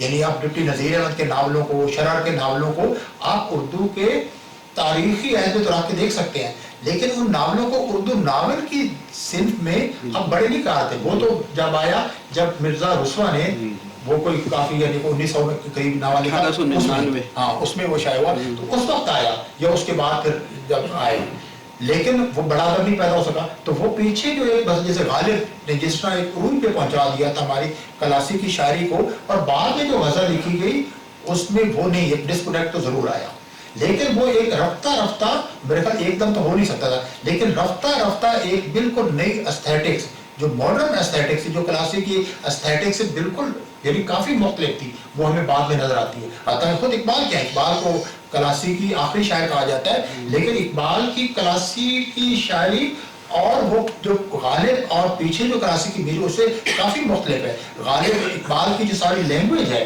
मतलब जिस तरह वो अस्मा को एक इस्लाम से अखज़ किए गए अल्फाज और इसम मारफा को एक पोइट्री बना देते हैं, मोमिन के लफ्ज़ से, खुदी के लफ्ज़ से, मतलब ला इलाहा इल्लल्लाह के लफ्ज़ से पूरी शायरी तक, वो पहले नहीं था। तो एक रफ्ता रफ्ता जरूर ऐसा हुआ कि वही एक अपनी जो मकामी यहाँ की एस्थेटिक्स थी उसका एक जन्म हुआ।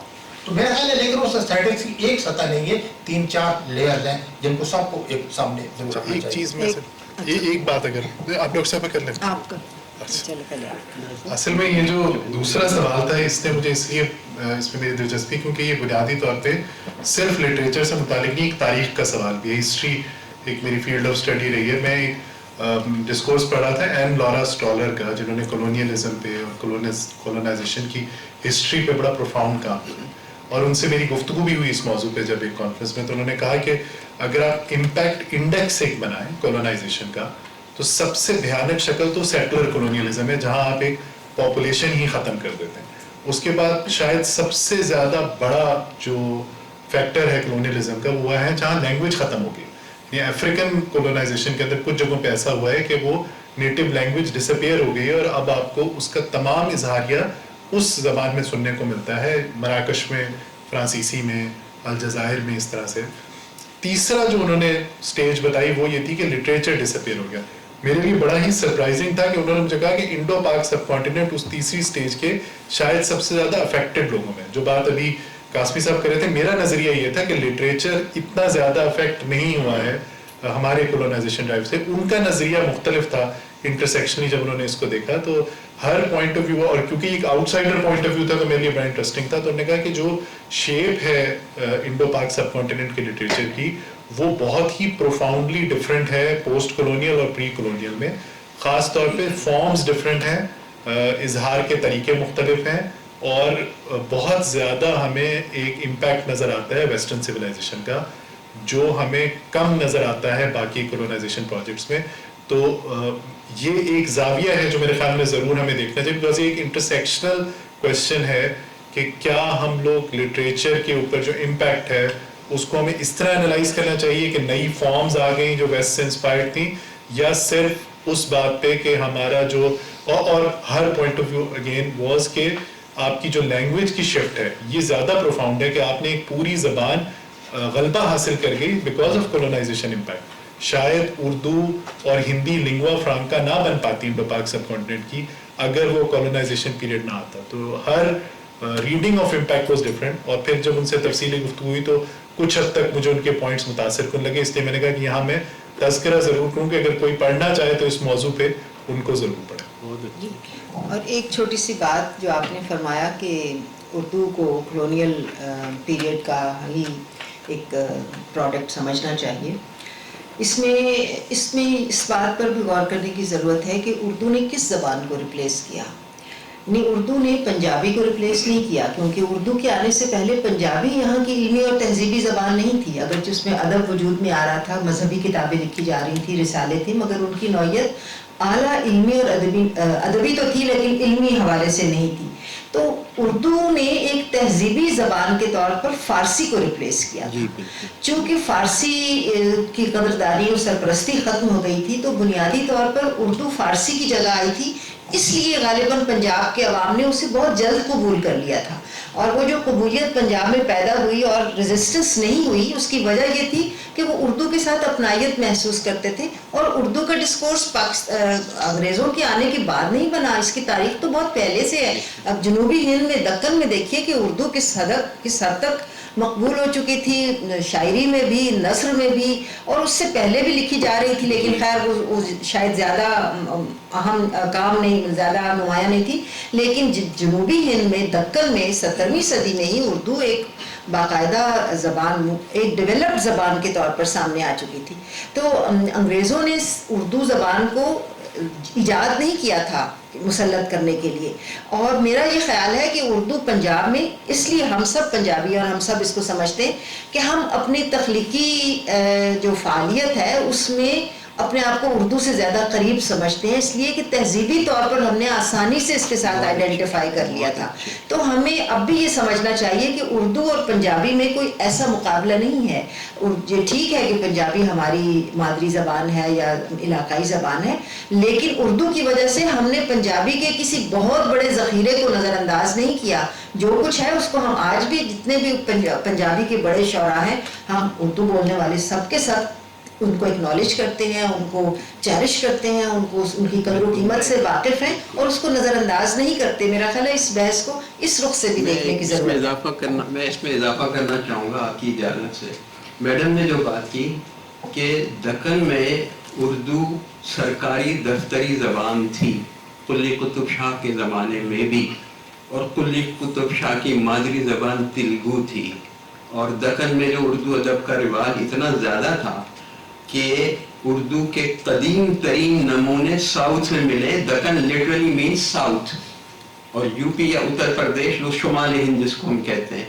اردو زبان پیدا تو شمالی ہند میں ہوئی، لیکن اس کا ادب قدیم ترین جو نمونے اب تک ہمارے پاس پہنچے ہیں، ممکن ہے شمال میں بھی لکھے گئے ہوں مگر وہ ان کے مخطوطات دستیاب نہیں ہیں. تو اردو نہ صرف دکن میں ایک لنگوا فرینکا تھی بلکہ پورے ہندوستان میں لنگوا فرینکا بن چکی تھی، اگرچہ وہ اس طرح کی اردو نہیں تھی جیسی آج ہے، اور بڑی حد تک اردو اور ہندی ایک ہی زبان تھی، اور اس کا اسکرپٹ الگ تھا. یعنی ون لینگویج ٹو اسکرپٹس کی جو تھیوری ہے وہ کنگ کی کتاب ہے. تو میں یہ عرض کر رہا ہوں کہ گلکرسٹ نے یہ لکھا ہے کہ جب میں ہندوستان گیا پہنچا، جیسے ڈاکٹر صاحب نے بتایا کہ وہ تو اپنا کریئر بنا رہا تھا نا، تو اس نے سوچا کہ اگر مجھے یہاں اپنے قدم، یہ اس کے الفاظ ہیں اور یہ عتیق صدیقی کی کتاب میں ہے، موجود ہے گلکرسٹ اور اس کا عہد، بہت اچھی کتاب ہے. اس میں اس نے کوٹ کیا ہے گلکرسٹ کو کہ میں نے یہ سوچا کہ اگر مجھے یہاں اپنے قدم جمانے ہیں تو مجھے وہ زبان سیکھنی پڑے گی جو یہاں کی لنگوا فرینکا ہے. اور اس نے لکھا ہے کہ میں نے پورے ہندوستان میں گھوم پھر کر دیکھا، اور جو زبان پورے ملک میں بولی اور سمجھی جاتی وہ ہندوستانی ہے. یعنی وہ اس کو اردو کو ہندوستانی کہتے تھے اس زمانے میں. تو اردو، اچھا لاہور کی بات ہے تو جناب 1848 یا 49 میں لاہور سے ایک اردو اخبار نکلتا تھا جس کا نام تھا کوہ نور. تو لاہور تو اردو کا مرکز رہے کوئی 150 پونے 200 سال سے، کوئی آج کی بات تھوڑی ہے. اور فتح محمد ملک صاحب نے جب یہ تھیوری دی کہ پنجاب کی مادری زبان اردو ہے تو اس پہ بڑا ہنگامہ ہوا، اور لوگوں نے جو اعتراضات کیے کہ پنجابی کو دبا دیا گیا ہے. تو یہ اصل میں پنجابی اور اردو اتنی قریب ہیں، اس پہ بہت ساری چیزیں مشترک ہیں. تو اور میڈم نے جو بات کی کہ تہذیبی طور پر جو چیزیں موجود تھی اردو میں وہ ظاہر پنجابی میں نہیں تھی، اور اردو نے اگر ریپلیس کیا ہے تو وہ فارسی کو کیا. بالکل ٹھیک بات ہے یہ. بہت شکریہ. آپ کچھ کہہ رہی تھی؟ سوال کیا اور جس کے جواب میں آپ نے کہا کہ اردو میں کوئی اتنا بڑا ذخیرہ موجود نہیں تھا پنجابی زبان میں جس کو اردو نے ریپلیس کر لیا ہے. تو ادبی ذخیرہ موجود ہو نہ ہو، ایک جو زبان ہوتی ہے وہ بھی کسی خزانے سے کم نہیں ہوتی، اور اردو نے بلا شبہ پنجابی کو بھی ریپلیس کیا. پاکستان کے اندر اگر ہم ساؤتھ کی طرف جائیں تو پری پارٹیشن جو ترانہ تھا ساؤتھ کا، بہاولپور ایک اسٹیٹ تھی، سرائکی میں ترانہ ان کا قومی ترانہ تھا، تو اس کو بھی آ کے حفیظ جالندھری صاحب کے ترانے نے ریپلیس کیا جو کہ اردو میں لکھا گیا. اور اس کے علاوہ جو بات سر سید احمد خان پہ ہوئی، now I have a lot of questions jumbled up in my mind, so I don't know they would make sense or not. اور سر سید احمد خان پہ بھی بات ہوئی. جب سر سید احمد خان اراؤنڈ 1857 کام کر رہے تھے اس وقت بھی جو بات ہو رہی تھی اور اس ٹائم کا جو لٹریچر ہمیں ملتا ہے اس میں بھی یہی ہے کہ ورنیکولرز کو انگریزی زبان مٹا رہی تھی. اور جو ہم نے اپنے بچپن سے ہم سنتے آئے ہیں یا ہمارے لے مین کانسیپٹ ہے سر سید احمد خان کے بارے میں، ہی واز دا پرسن کہ انہوں نے اردو زبان کو بچا لیا، جو ہم میٹرک اور ایف ایس سی کی معاشرتی علوم میں پڑھتے آئے ہیں کہ انہوں نے ہندی کو لانا چاہتے تھے برے صغیر میں، تو اس پہ بہت زیادہ سر سید احمد خان نے کام کیا اور اردو کو بچا لیا گیا. لیکن مائی کوسچن اسٹل وڈ بی کہ اگر پارٹیشن ہوئی تھی تو وہ صرف پنجاب کی ہوئی تھی، اور اس میں سندھی اور پنجاب میں بھی زیادہ تر اپر پنجاب کی بات کی جائے گی اگر ہم وہ کریں پارٹیشن کو دیکھیں تو اس میں ہماری باقی زبانوں کا تو کوئی قصور نہیں تھا. بلوچی کو دیکھا جائے، جب کوئٹہ کے اندر ریڈیو پاکستان آیا تو اس میں کوئی بلوچی میں بات نہیں کرتا تھا، اردو اچھی اردو بولنے والوں کو وہاں پہ رکھا گیا. اسی طرح لاہور میں پنجابی کو وہ کیا. اگرچہ ان زبانوں میں کوئی بہت زیادہ لٹریچر نہیں ہے، اگر ہم اس چیز کو دیکھیں بھی تو اس زبان کو تو اردو نے ریپلیس کیا اور وہ ہم تک نہیں آ پہنچی.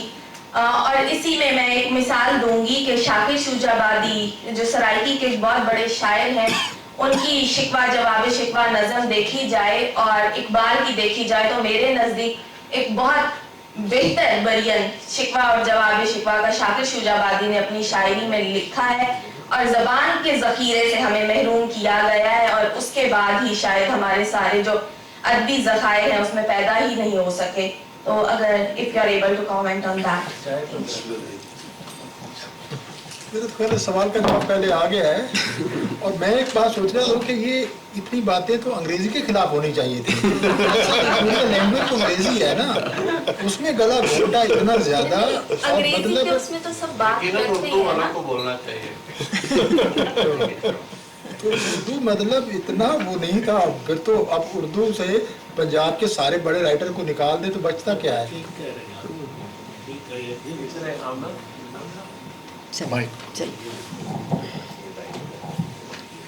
جی، آپ سب کی آمد کا بہت شکریہ، تمام شرکائے گفتگو کا بھی شکریہ. بس اس فائنل کامنٹس کے ساتھ ہم آج کی نشست کو کنکلوڈ کرتے ہیں، اور باہر آپ کے لیے چائے کا انتظام موجود ہے، تو باقی گپ شپ اور انٹریکشن جو ہے وہ باہر چائے پہ ہوگا. Thank you.